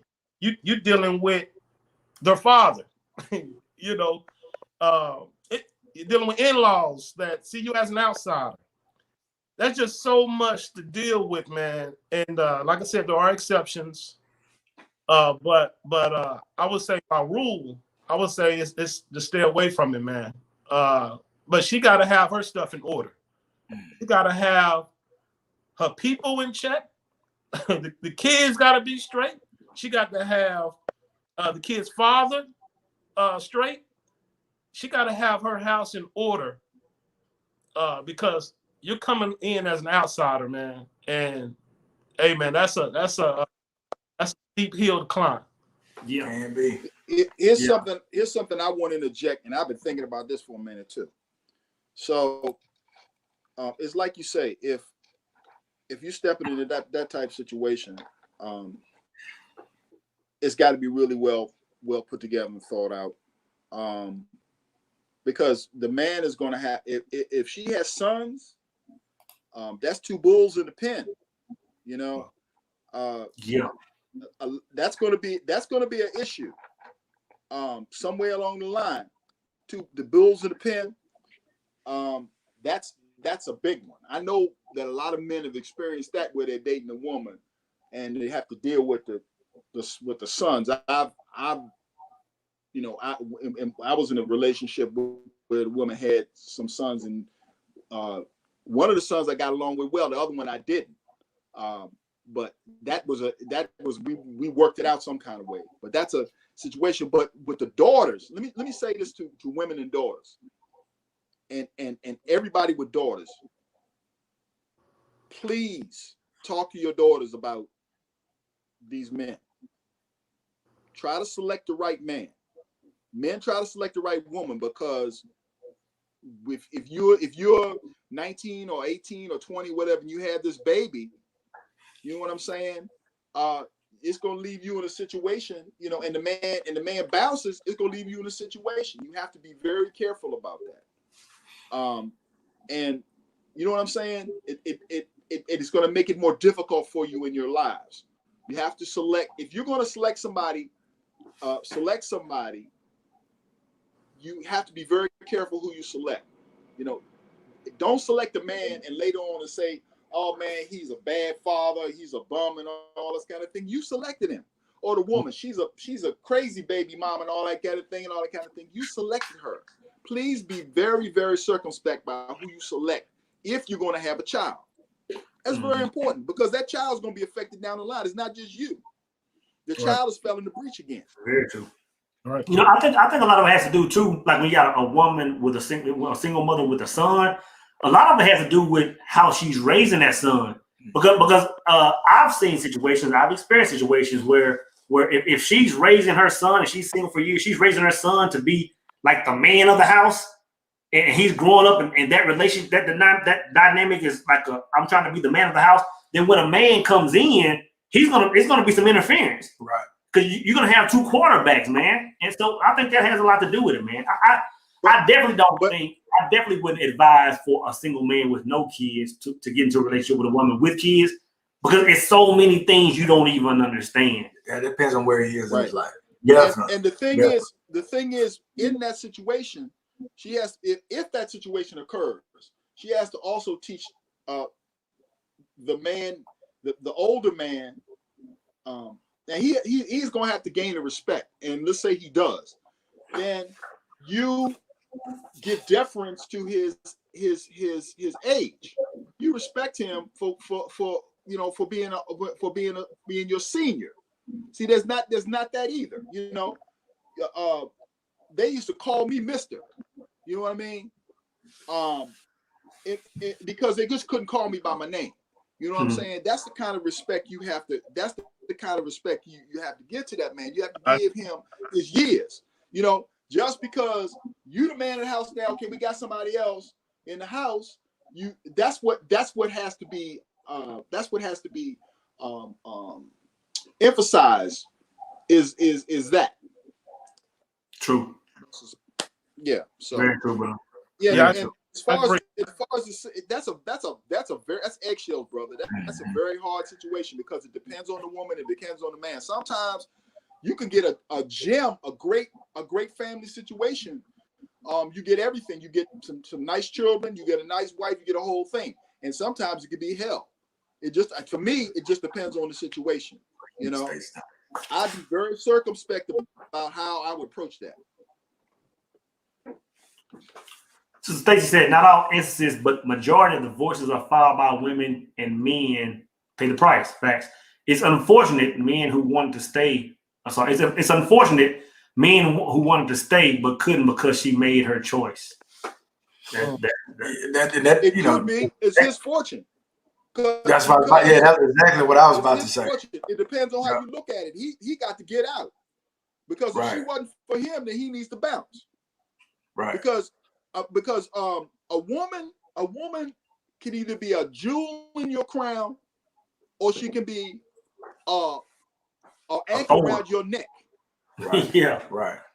No doubt. She's either a jewel in your crown and shines, or she's an anchor around your neck. If her mentality is not correct, you in trouble. Yeah. If you listen, if you try to build a business, this has happened so many other times, right? Tyler Perry had a movie about this, I believe. If you're trying to build a business and you're just banging it, right? And nothing is coming together. And she's like, oh, you still doing that thing again? Oh, you still doing that thing again? Right? And she doesn't have any faith in you, right? And she lets you go. All of a sudden you blow up. You know, she gonna be looking crazy. Yeah. See what I'm saying? Yeah. You gotta have somebody who's positive in your corner. Women too. If you out pursuing a career and the man is not a positive influence in your corner, you in trouble. You got to have somebody who's positive. That positive energy will make things grow. Negativity, you can't pee on a plant. If you go pee on a plant and you continue to pee on it, you'll kill it. You got to give it water. You can't pee on it. And a lot of times that's what men feel like when they're trying to build something and the woman's the wrong woman. She'll pee on the man and pee on the plant and kill it. Sorry, I just went there. I got a little excited. Yeah. Yeah. You understand?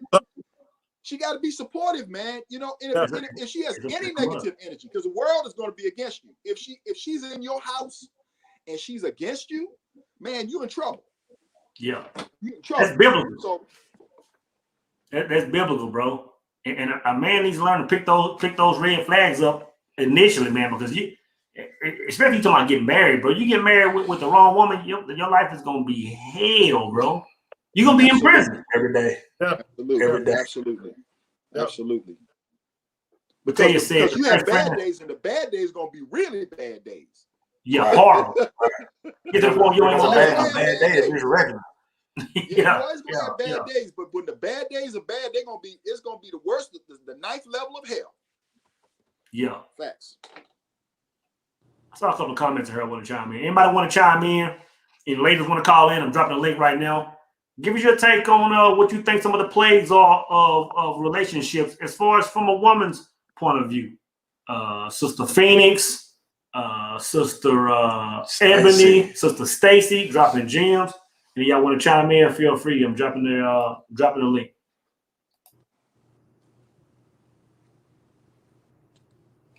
Just tapped in. Hello, everyone. Yahida. Beautiful name, Yahida. Beautiful. Sounds Arabic. Yah is like God. That's the name of God. Right. Powerful name. Yeah. Parents are named. I heard when a woman has kids, is to date someone. Oh, Yahida's chiming in. Parents are named. I heard when a woman has kids. How you doing, sister? Is to date someone. Oh, Yahida's chiming in. Hey, sister, I heard when a woman has kids. Background going on. Sister, is to date someone. I'm sorry. There you go. So what we're gonna say? First off, welcome coming in, sisters. I'm glad you just came on and you jumped in. I appreciate that. We're talking about some of the plagues of relationships. We talked about masculinity, femininity. We've talked about purpose. We've talked about women with children. What's your take? What are some of the plagues you think are hindering people from getting to relationships nowadays? Again, thank you so much for having me, Soul. I've been watching a lot of your videos for the last, I would say, 2 years. Am I able to be heard okay? Oh, yeah, we're good. Okay. Yes.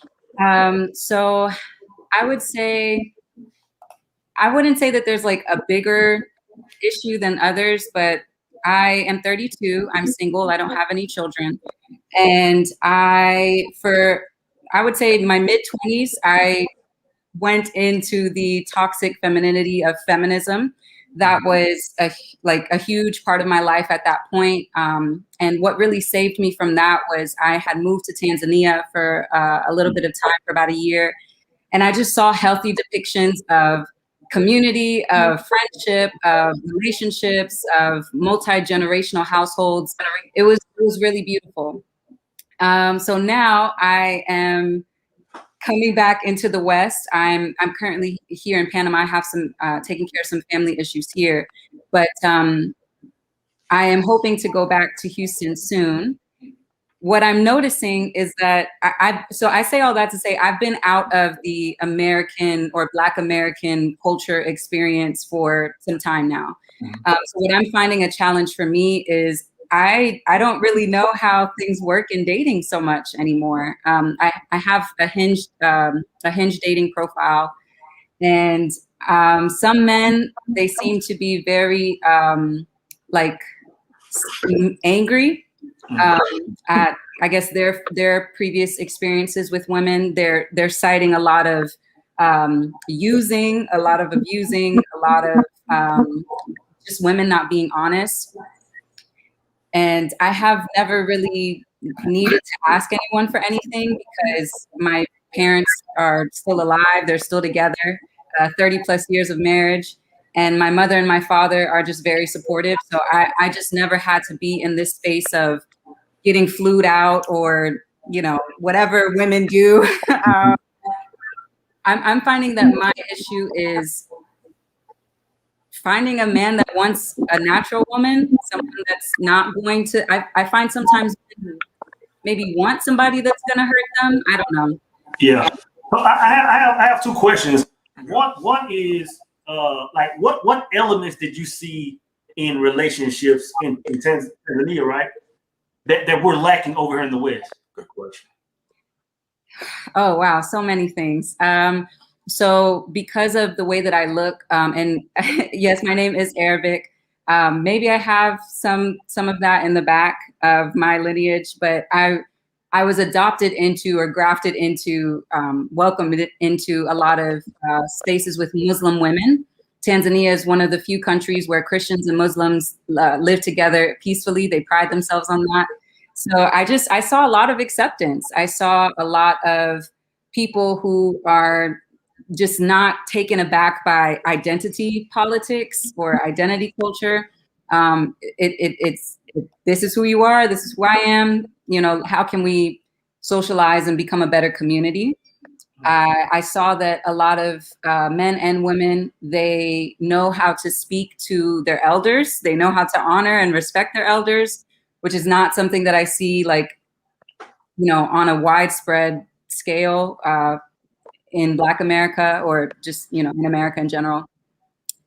Let me see what else. I think that people were more willing to just live a peaceful life. Dar es Salaam was the capital. It means the house of peace. So it's a lot of people, they're not combative. You know, if they have a problem, it's like, what's the solution? Let's get to it as quickly as possible. So I find that that's how their culture runs as a whole. That makes sense. And I saw what sister put. Sister had made a comment, and I hate that I took it down. But she made a comment about she's so glad you brought up the feminism. Feminism being toxic. Yeah. But my thing is, so you mentioned your parents have been together for 30 plus years, and it just feels like you saying it feels like it's a healthy relationship. Like what do you think? You know, you witnessing that firsthand. What do you think led you toward a feminism type energy for a while? Yeah, so I appreciate you asking that. So my father, he's retired military, and he was gone for a while, almost a decade, 2 tours in Afghanistan, 2 tours in Kuwait, and 1 in Iraq, I want to say.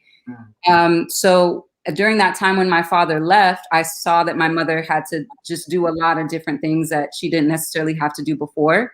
And the dynamic for them changed. And so that kind of changed how I was conditioned into believing that, you know, a traditional marriage could work.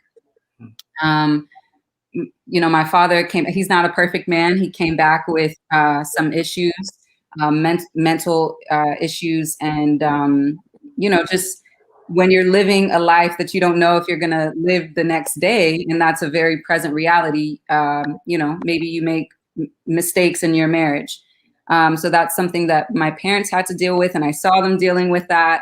So after a while, I was just like, and then just my own experiences in, you know, my early to mid 20s, like, you know, just thinking like, maybe all men are trash. Maybe there is no good men anymore. And that was the negative feedback loop that was playing in my head.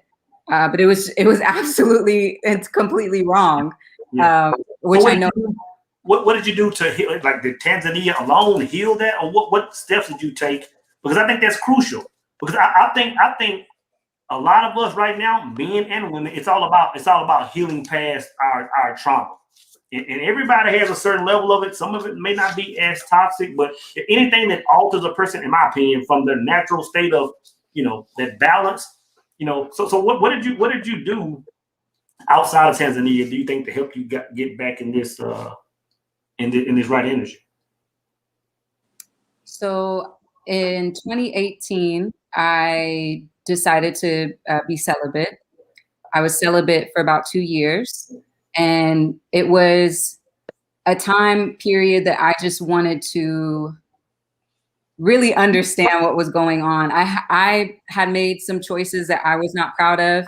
And I feel like, okay, so why did I make that choice? I had dealt with an assault a few years prior to that. And I recognized like, oh, that's really what, in my mid-20s, that was really what was the catalyst for me to just, okay, forget it all. I'm done with everything. So I didn't like who I had become. I didn't like, even just physically, I was not taking care of myself. I was not eating well. I was depressed for all, intents and purposes. I was depressed. So in 2018, I said, okay, so I can continue down this road and be miserable. Like I see many women and men, in their late 30s, early 40s, whatever. Or I can just be very quiet, sit still and see what happens. And from that time, I was able to even muster up the courage to say, okay, I'm going to go move to Tanzania for a little bit. Interesting. Wow. Interesting.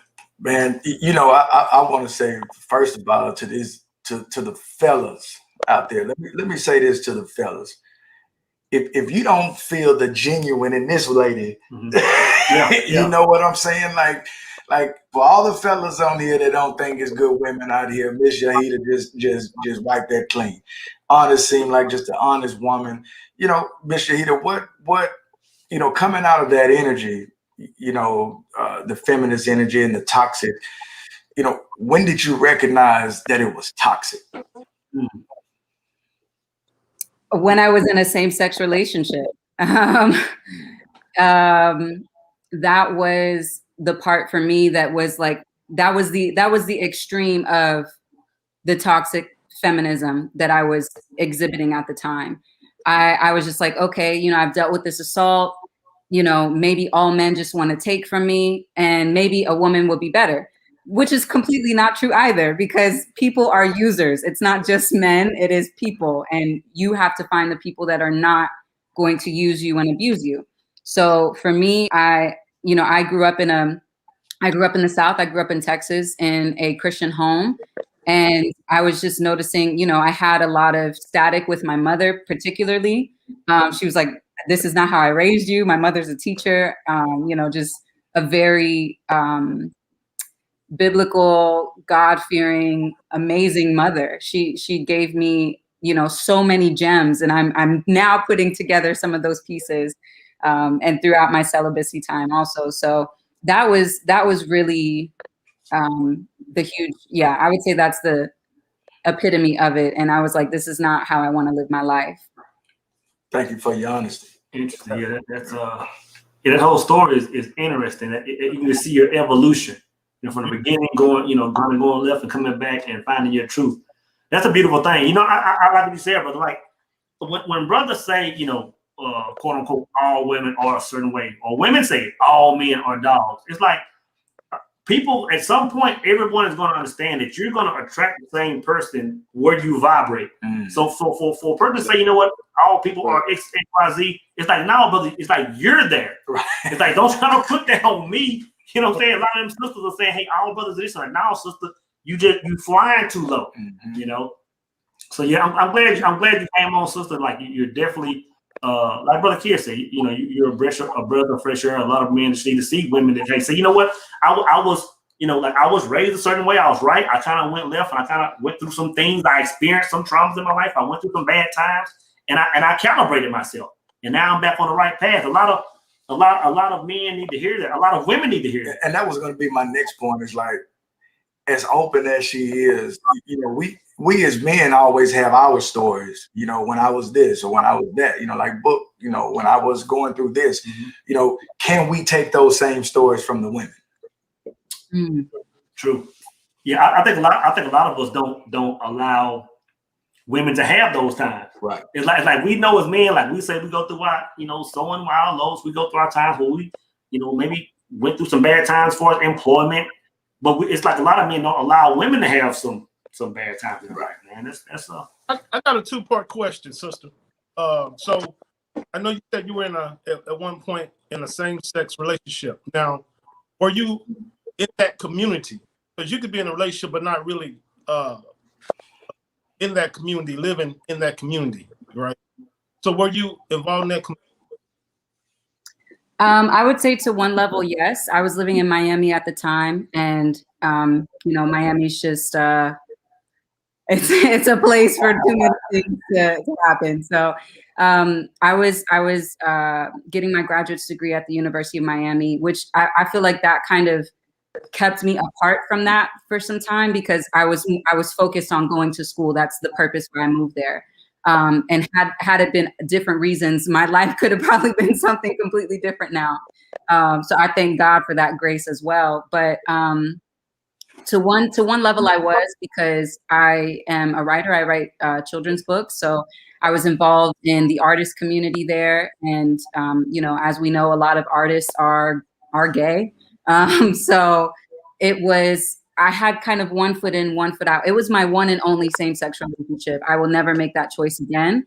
And I recognize I recognize the attack that is placed on us as Black women and men to just not be together. So, it's something that I regret, but at the same time, I don't, because, I was able to get out of it. And like you all mentioned earlier, there's women now that I speak to younger than me, about, some that are my age, that are just dealing with giving up, losing hope. And, I'm like, no, why would you, I mean, I'm not, young, I'm not in my 20s anymore, but I'm still young. Like, we can still turn it around is really, what I like to tell people when we're speaking about these sorts of things, because we can keep spinning our wheels on this, hamster wheel of mental delusion in the United States, or we can get off of it and, make another choice. So, yeah.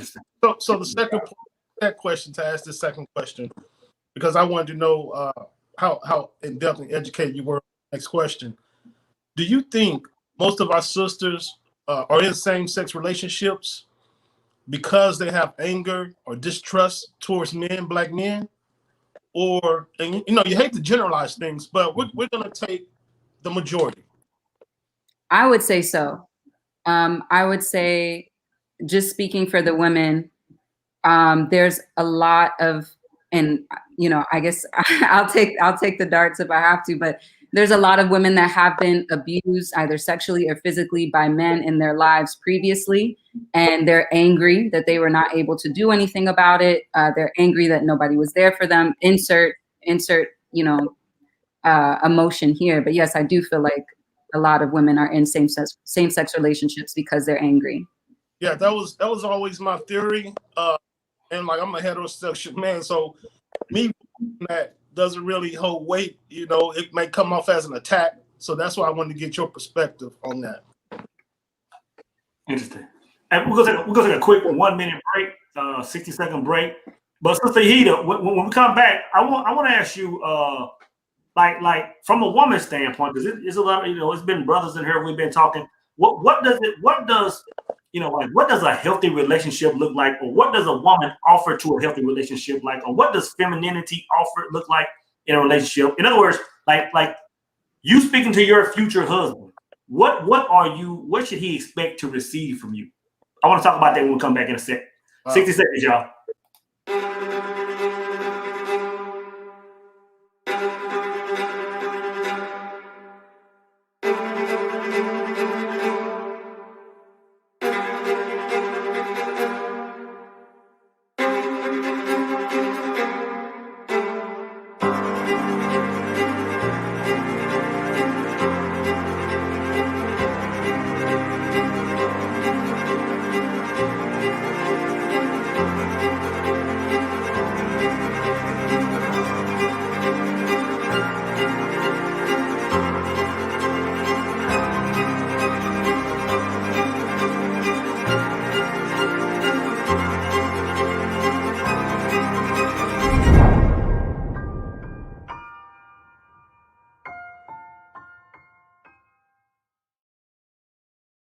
We back, and that was for Beautiful Faces of Evil. If y'all haven't checked out Beautiful Faces of Evil, it's a complete breakdown of the Proverbs 5 woman. It's a breakdown of what you can expect when you deal with a woman that's maybe going through some things that's not vibrating at the highest of levels, right?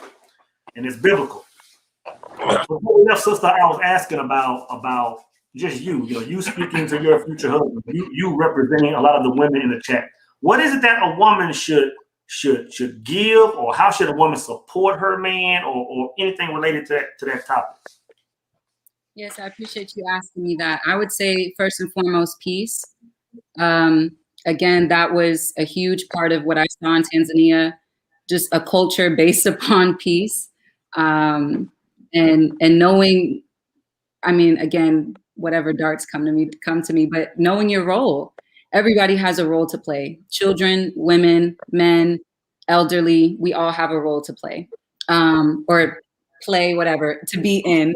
And so for me, I think that role looks like homeschooling my children. I was a public educator this would have been my 10th year teaching.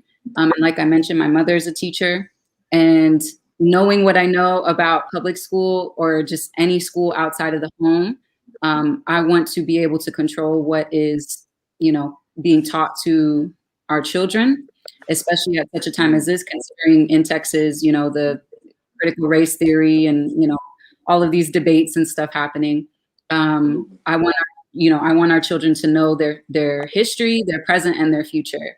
So I would say that, one of the biggest hard skills that a woman can bring into a relationship, into a marriage, is knowing how to teach children, because just like I said, where we're going in society, it's not conducive to put your children in public school, in my opinion. And just making life easier for the people that are in your household. My mother was and is a great example for that. My father just, having such a hard and rough and tumble type of job in the military, you don't need to come home to somebody that is just being combative also. Like, you already dealt with that. So being a soft place to land, I think, is important. Before you chime in, I want to interject something. You see this? This is what brothers, look, this is what I'm talking about. Yes, sir. Sister, I can see your lights. Sister, I saw it when you came on the screen. Yes, sir.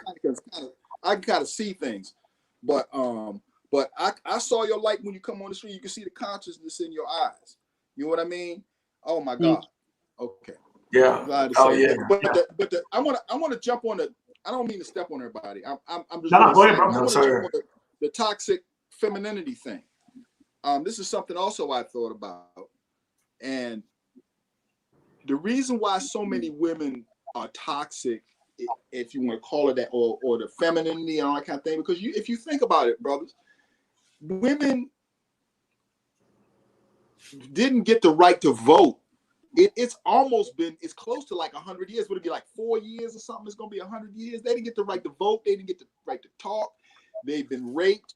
They've been beaten. They've been abused, sexually trafficked. And it just came to a head. And it was a ball and it blew up in people's faces.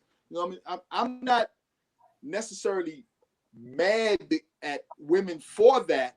Because I understand the cause and effect of it. What I want to understand is how to heal it. You understand? It's a repercussion of the way that men have treated women. Even if you look in the as you go back as far as the Bible in the Old Testament, you see women are being stoned. You see women are being beaten and all this other kind of thing. I researched the hijab, and I found out that women were wearing the hijab actually protect them from being raped by other men when they walked in the street. In Islam, men want to protect their women, and women are walking the street. Men are just raping the women. You know what I mean? Women have been through so much that I understand that end of the whole situation. And what the sister said here reflects, I think, what I was thinking. you know, thank you for sharing that, sister. That was very enlightening. Very enlightening what you said. You know, and the whole piece about being in the same-sex relationship. You know, everybody needs somebody to talk to. Everybody needs somebody they can reflect off of. And if she couldn't find a man energy to reflect on, then she would find, like I was telling you about the symbol. You know, she found the masculine and the female energy to reflect off of. You know what I mean? So I understand. You know, thank you for sharing that situation. I really appreciate you for doing that. You know what? This reminds me of The Color Purple. You know, I read the book. Right. And that between Celie and Suge Avery. You know, Celie was not gay, but she just wanted to be loved. And she found that in Suge Avery, you know, because she had dealt with so much through Mr. so much toxicity. And she came, and here comes Suge Avery with some masculine energy. And she just wanted to be loved, and she gravitated towards that. And that's what I think a lot of our sisters are doing. But it's going to take the men stepping up and being men and, you know, loving the right way. Yeah. Let me drop a nugget in there real quick. Go ahead, bro. This is really important. You remember what she said in that movie? You will never, ever prosper because of the way you treated me. Now, Right. Alice Walker must know something, but I'm gonna tell you that's a truth. It's something I've read and I've studied. Okay, the way you treat your woman is the way that Mother Nature will treat you. Mm-hmm. Because the woman is magnetic, she brings you great fortune. There was a guy I'd worked with, and he was an Asian guy, and I asked him. I said, "What can you teach me about women?" He was like an old Asian dude, right? And he said, "You want to have a great woman, because if you have the right woman, your life will be very fortunate. Your woman is your fortune, because Mother Nature looks at you the way you treat your woman. If you treat your woman and you beat her, and you curse at her, and you yell her, and you dog her, that's the way nature will treat you, because she's your fortune, she's your crown, she's your jewel." Yeah, yeah. And so, yeah, How you treat that woman, that's how nature's going to treat you. but And see, that's what Whoopi Goldberg was saying in that movie. yeah, but give context, and I don't want to stay on this too long, but give context to what you said about the Bible, women being stoned and men getting killed for messing with a man's woman. This is why, though. You got to keep it in context, because the woman is a jewel. This is a precious resource. And so when you violate that, hey, man, somebody got to die. Somebody got to. Yeah. No, but I'm talking about the woman Yeah. being stoned. I'm not talking about the man being stoned. But the If woman you was look at being the book, but she the woman committed. is being stoned for something that happened to her. So the woman could be raped and they'll stone her. I don't remember reading that, bro. But okay, I Look at it's in there. Trust me. I Alice know, Walker, It's in there, real I'm quick. telling you. I know if a woman was violated, according to if she was violated, and meaning against her will, violated, that man had to marry that woman to keep her honor. He had to marry her. That's what I read. Sometimes Let's walk this real quick. attack the Hey, woman. Sister Hidu, Yeah. but before you came in, sister, we were talking earlier in the show. We were talking about like, and the way it was said, like one of the main things that men look for in a spouse or in a woman is her ability to listen. You know what I mean? To take instruction and follow lead, right?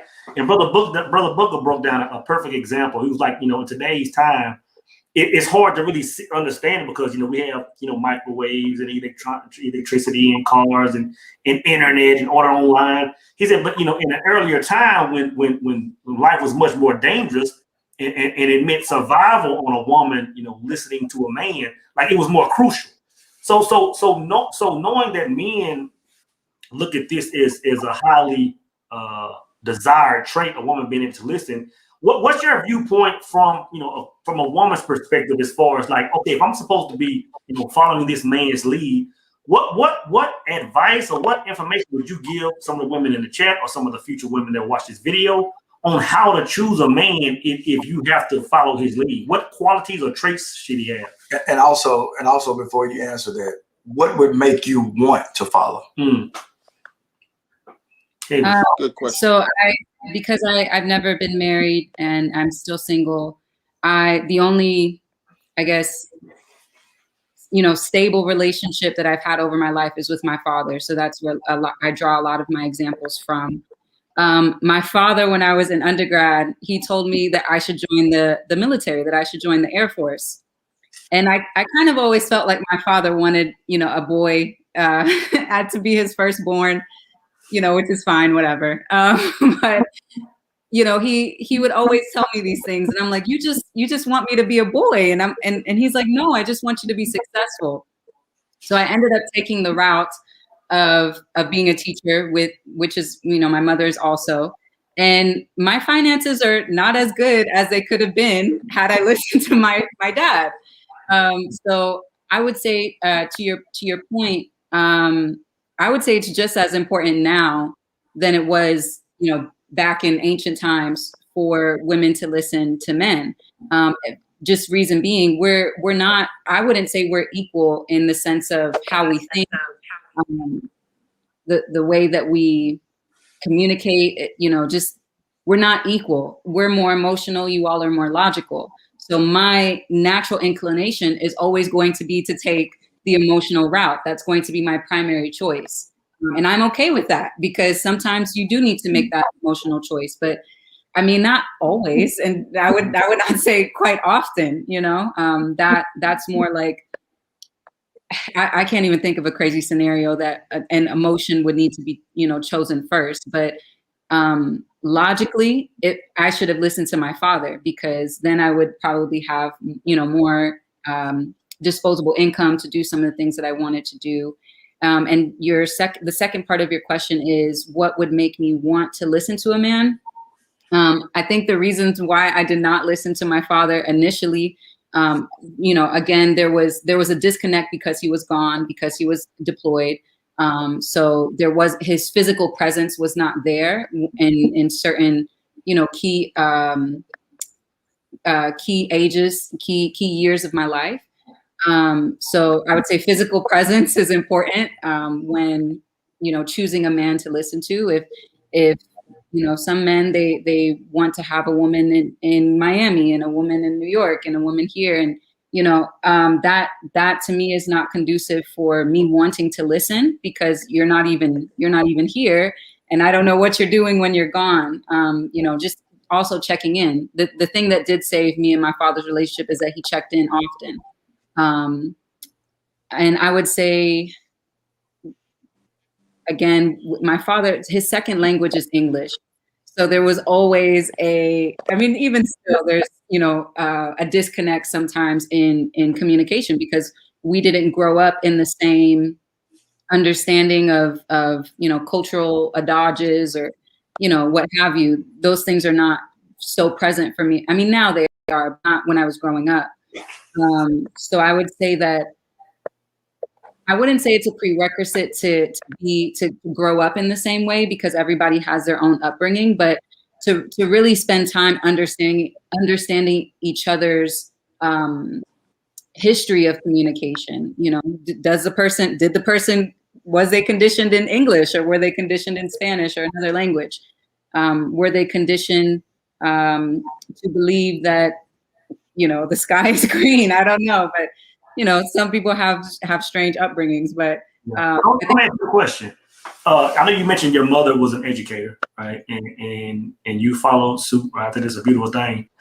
I want to ask you, do you think it hinders a woman's femininity any? Like going forward, once you get married and if you desire, to have any children, do you think still being in the workforce will have any effect on you being in your full femininity, or do you think there's just a balance that most women should tap into?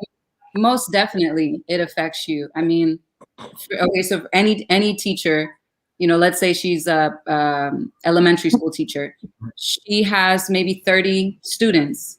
All of those 30 students are not going to listen all throughout the day. And if you're a good teacher, you're recognizing how to kind of de-escalate certain situations, but sometimes you have to be like the muscle in the room. And that's not, I'm just speaking from my experience. And I'm not hitting children, but you have to be that presence of I'm in your face, do this thing. and that's not something I want to, continue doing all the time with other people's children. And that's just one profession, right? Like there's so many things that, women do. I mean, some women have their own businesses, and that's great, but I don't think that being outside of your house that is supposed to be your sanctuary, I don't see how that is a therapeutic environment to make things happen the way that you may want them to be, which, I mean, you have more control in your home as a woman, I think. So I got to pause for a second, sister. I would be disrespecting my brothers. I would be disrespecting my brothers if I didn't just pause for 5 seconds and recognize that a lot of the men in the chat are feeling you. Element One podcast says somebody better shoot their shot Right now. Yeah, Right now. He said y'all miss out. He said talk about the power circle later. All the brothers on the panel. You full attention. So sister, tell the brothers if you like what brothers are you on social media, if anybody like to follow you, anybody like to, if you want to disclose that information, feel free to disclose it a bit. Sure. I'll actually put it, there's like a feature here. This is my Instagram, Yahaira Writes. I spell my name differently on YouTube here, but my name is spelled correctly there. It's Yahaira Writes on Instagram. I don't have much social media. I like to live in real world more, but yeah, that's. So what about the book? Tell us about the children's book. What sparked that? Yeah. And just tell us about that. That's very interesting. I want to drop that link as well. Is it a website or anything? Thank you so much. So no, it started. I was teaching special education, and the stories that were in the curriculum were trash, and my kids were not learning anything. So I said, okay, so every Tuesday, I'm going to come up with a story. And if y'all like it, they'll tell me if y'all like it. And I was teaching 7th and 8th graders at the time. So that was like, what was that, 2014, 2015? Mm-hmm. And they liked it. They was feeling what the stories I was coming with. So I said, okay, I have something here. Right now, I don't have anything published, but I'm in the workings of it and will be published in the 2023 catalog. So that's nice.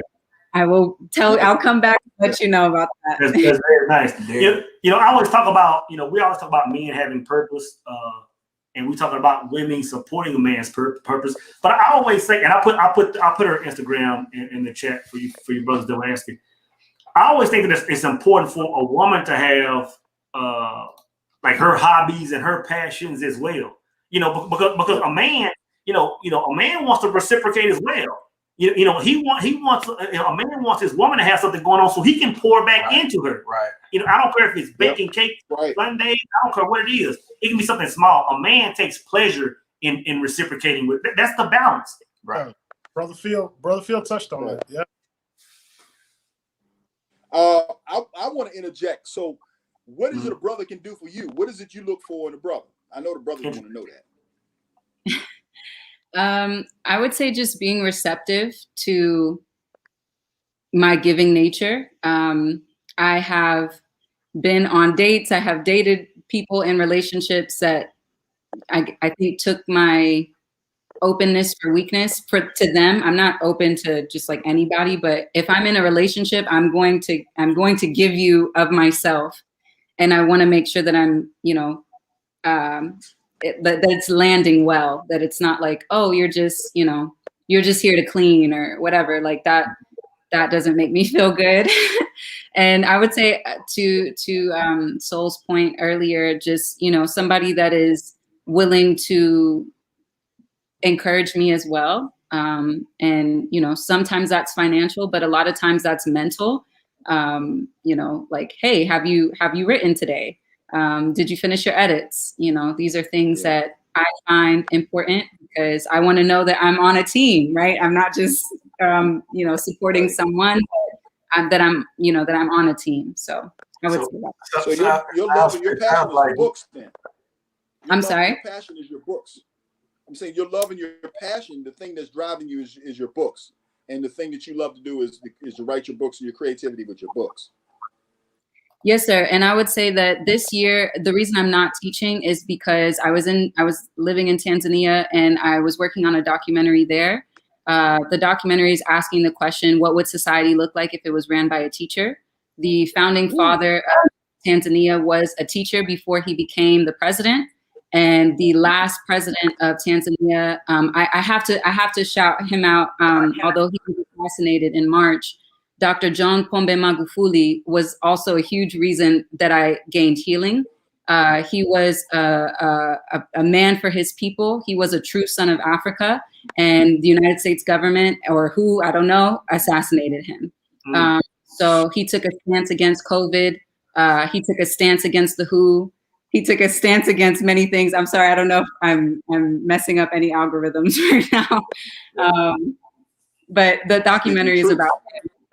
The documentary is about the founding father, his legacy, and some of the educational injustices that I've incurred as a student and a teacher in America. So I would say beyond the books, it's more about storytelling. Nice. Interesting. Beautiful. What are the book titles? So the first book is called The Alphabet of Enchantment Island, and it is a love story to Puerto Rico. My mother's from Puerto Rico, and there's been many things that have been done to Puerto Rico. The nickname in Spanish is Isla del Encanto, which means the enchanted island. So it's just a love story to Puerto Rico. I have one called The Posture Monster, which is about this triangular monster that hates bad posture. So he loses it one day in the office and goes crazy, just jiggling up everybody's backs, making sure they have good posture. And there's one called Harmony's Healthy Horchata, which I wrote before COVID. It was about a girl that gets sick with a mysterious disease, and she basically is in a multi-generational household, and her abuela, her grandmother, they make this concoction of horchata that heals her and the rest of her city. Interesting. So, sister, I am so glad you chimed in today, and I know we're asking questions off topic of plagues of relationships, but the reason I want to go deep into your books and your thoughts on other things, because I'm really wanting a lot of the brothers that are watching to understand that a certain caliber of woman still exists. No doubt. It's so hard to see it when you can go to the mall or you can go to the restaurant and you can just get online and see women conducting themselves in a certain way. So I just want brothers to say that, hey, there are women that are focused on positive things, that are trying to change the world, that are looking for good men, So I am so glad you decided to chime in. And what I heard her say was, just recognize that when I walk in the room, value is here. Yeah. You know what I'm saying? The value is in the room. Fellas, stand up. Yeah. Ray Charles can see that. Go ahead, bro. Go ahead, Dr. Taylor. I said Ray Charles can see that. Sister, y'all had a question. Y'all notice says, I would love to know what she has learned about herself in relations to men so far in her journey to healing. Being that her closest relationship with a man was with a distant father. Question. Okay. So my father is not distant. He's a very present figure in my life, fixed figure in my life. And I pray that he is immortal. I pray we all are immortal because, my father will go the distance and so will I. But I would say in regards to her question, what have I learned in my relationships with men, I think is what she said. Yeah. She has learned herself in relation to men. Yeah, I mean, just what I was saying earlier. I am present to be the creative force in the relationship. Maybe sometimes primary, sometimes secondary, but there's no way that I can be in a relationship where we're not creating. So if a man doesn't want children, if a man doesn't want to be married, that's not something that I see for me. For some women, that's okay. Some men have children with other women. That, to me is not a problem, because then I'm also a helpful and supporting force within that child's life. So yeah, I don't know if I'm answering her question. Yeah. I think you touched on what she was asking. Let me see if Brother Ace Buddy had a question. But Ace Buddy says facts. So us men need to work on ourselves, so we can attract what we want. Exactly. It's a long process, but it's worth it. Be still and I'm God. You know, so my final question for you, sister, or at least another question I have is like, how, you know, because again, a lot of men are. This is my thing. I always say that, you know, that if you want to attract a high vibrating person, whether it's man or woman, if you want to attract a high vibrating person, you first have to become high vibrational yourself. But even once we become high vibrational, there are still some barriers. How should high vibrational men move in order to attract a sister like yourself? What is it that men aren't doing, or where aren't they looking, or what rock aren't they overturning? What do you see? How do you think brothers are missing the mark as far as finding solid sisters? So I have this type of conversation with some of my brothers and guy friends as well. So I would say, okay, for example, Instagram, social media. A man says he wants a natural woman, but then will like all of the pictures of the baddies and the what's of this world. It's a bit of cognitive dissonance for me. If you say you want natural, then why are you hyping up or giving credence to this type of woman if that's not what you want? If that's not what you want your daughter to be like, if that's not how you want your sister or your mother to be like, why? I understand. I mean, I in some way I can understand it because men are more visual. But then it's like, okay, so you say you don't like it when women get BBLs, but then you like all of the pictures with women who have BBLs. So it becomes kind of confusing to me in that way. I don't know if I answered your question. Yeah, I understand. So I guess brothers, just a lot of men are conflicting themselves, or I guess it comes back to knowledge itself. Let me say this. So there's some women that you want to leave there and someone you want to bring here. You understand? In other words, what I mean is there's some women that you like to be around and some women that you just are around. Can y'all feel me? That's what I'm saying. Question. Y'all understand what I'm saying? Right. Right. You know, some women you want to have around you and you want them in your presence. Some women that's the way, well, a lot of men operate. You know what I mean? That's the mentality. Some women you wife them and some women you don't. You know, yeah, I don't know. That's mentality. I don't know. Brother Mental Alchemist says, how many women are putting natural pictures online for attention? I would say very little. Very few, and I think a lot of it goes back to don't sell. I think a lot of it goes back to when a woman does it, like it ain't the brothers, it's the sisters that are bringing it down. Like the men, we actually like it, but a lot of sisters are like, you know, shots fired, man. So a lot of women back out of that energy and follow the masses. So I think when it comes to sisters being able to be natural or be themselves or not have to show all this extra flesh, it's the women that are pushing that narrative. It's not the brothers. The brothers would much rather have a sister natural, right. you know, being modest online. But that woman, there's no, like I said, there's no market for her, right? You know, or she feels like there's a very small market. And it might be insecurity. So it might be insecurity. You know what I mean? A lot of women are insecure, and that's all they have to lead with. They think, so they lead with that. You know, they a lot of times women, you know, that's what their go-to is. You know, they don't think that they have anything else to offer, so that's what they lead with. You know, and they have given themselves a chance. True. Phoenix Rising was kind of touching up on what we were saying a second ago. She said, from personal experience, I feel the happiest in my feminine energy to be at home, keeping the house, gardening, raising babies, raising homegrown kids, home birth, homeschooling, everything. Like you know, even in today's you know world where women are you know being taught to be super women or be boss chicks and all this stuff, like. That's a beautiful thing, but when it comes to the health of a relationship, or the health of a household, I always think that going back to the basics, you know, those separate dominant roles are the healthiest of situations, and it's not ideal for everybody, but I think that should be the ultimate goal that everybody is working toward. But what there's a lot of things that are pulling us away from that, man. I can go down, the court. Yeah.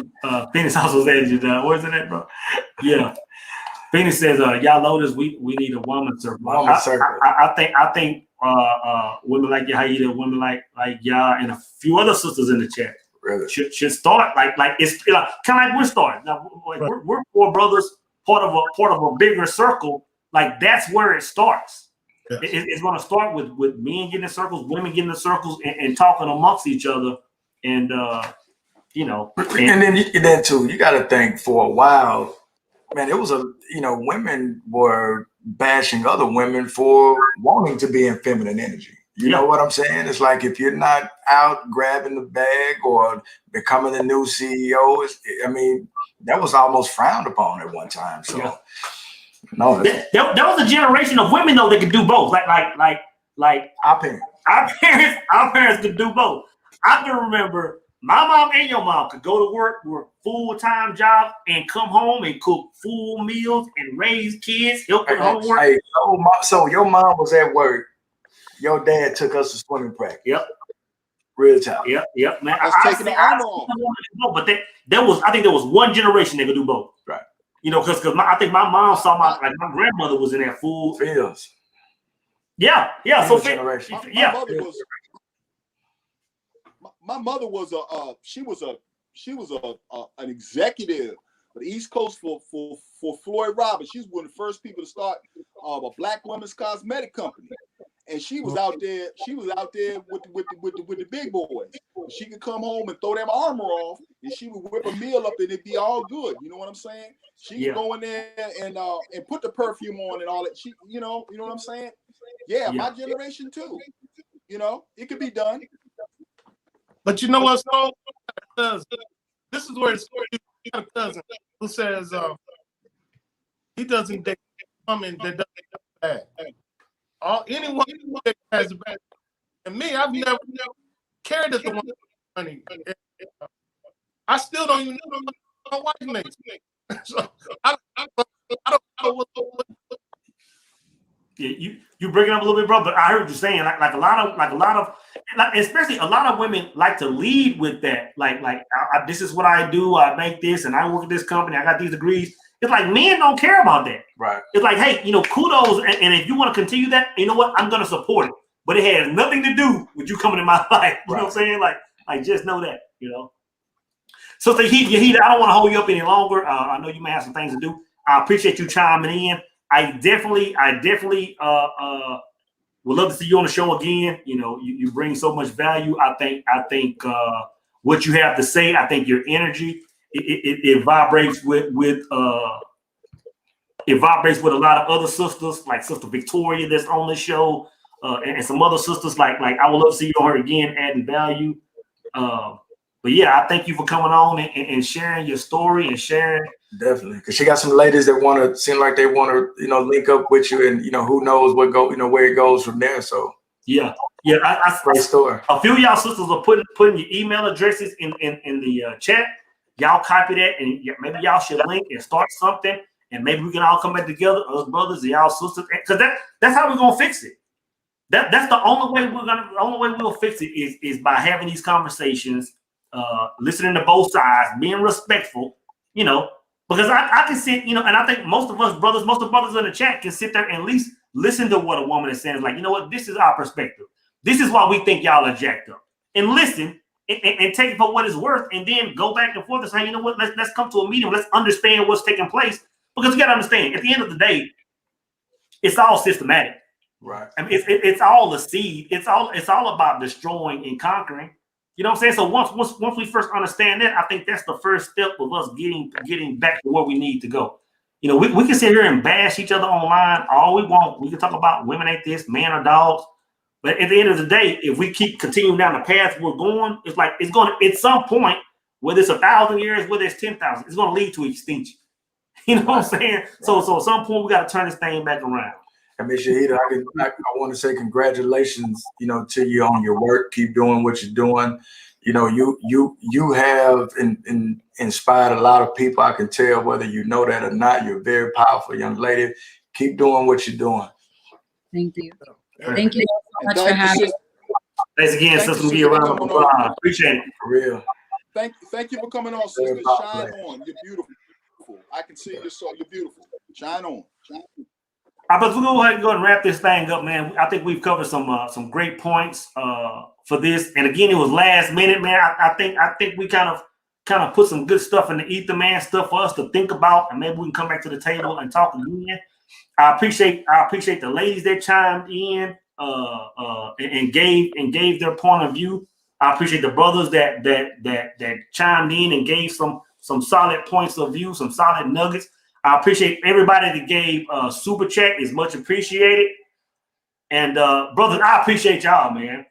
Like I said a few times in the power circle, like for years, man, for like the last decade of my life, I've been a brother that was, so protective of my energy. Like I was like, you know what? Okay, I feel like I'm in a good space. Like I don't want to jeopardize this for nobody. So what I did, man, I went in the shell and just lived my life like that, man. What I didn't understand was the importance of iron sharpening iron. What I didn't understand is just by communicating, by fellowshipping with you brothers, man, that my life would just take off.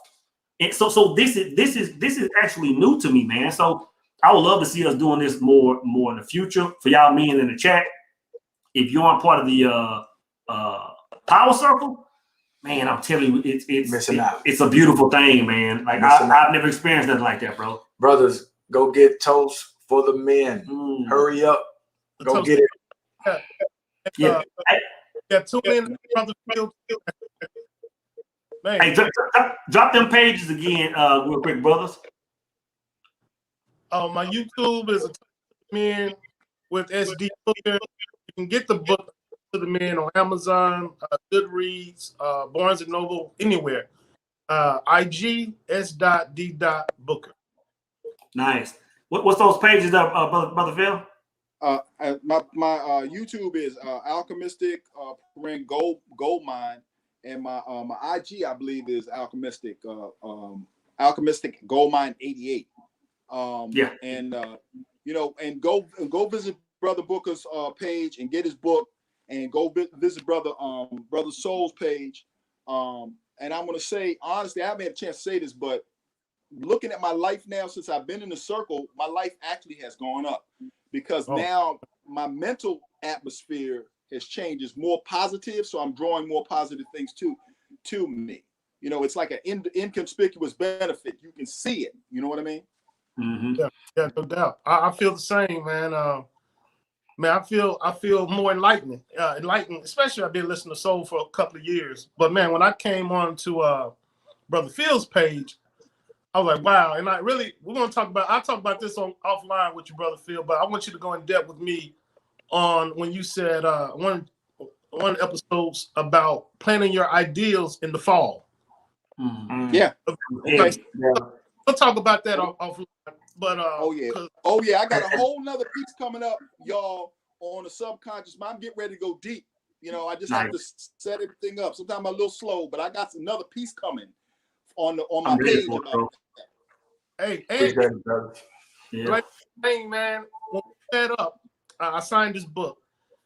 Man, I didn't expect us to chop it up that long, man. We chopped it up for about an hour. And man, I left that conversation full. I was like, man, I was not expecting all that. And I was like, wow, this is a powerful brother, man. So I'm blessed, man, and humbled to be connected to you, man. Appreciate it, man. Appreciate it, both of you brothers. Appreciate it. Yeah, I'm gonna tell you about Lane, man. This brother, and I've said on a few videos, this brother has given me at least 2 or 3. He stepped in my life at least 2 or 3 points in my life that altered everything, man. Like everything. I'm talking about from when we were teenagers back to in my mid-30s to even now, man. It's like every time this brother is talking to me, like I'm honored to call this brother my friend, bro. Like honored, bro. It's like I'm in debt to him because he's altered my life, man. And you brothers are altering my life, man. Everybody in that circle, man. It's like it's just a beautiful thing when brothers come together and learn from each other, man. Yeah. But man, I thank y'all brothers for joining, man. We definitely got to do this again. Thanks everybody for chiming in. It's your boy Soul Immortal, and we out.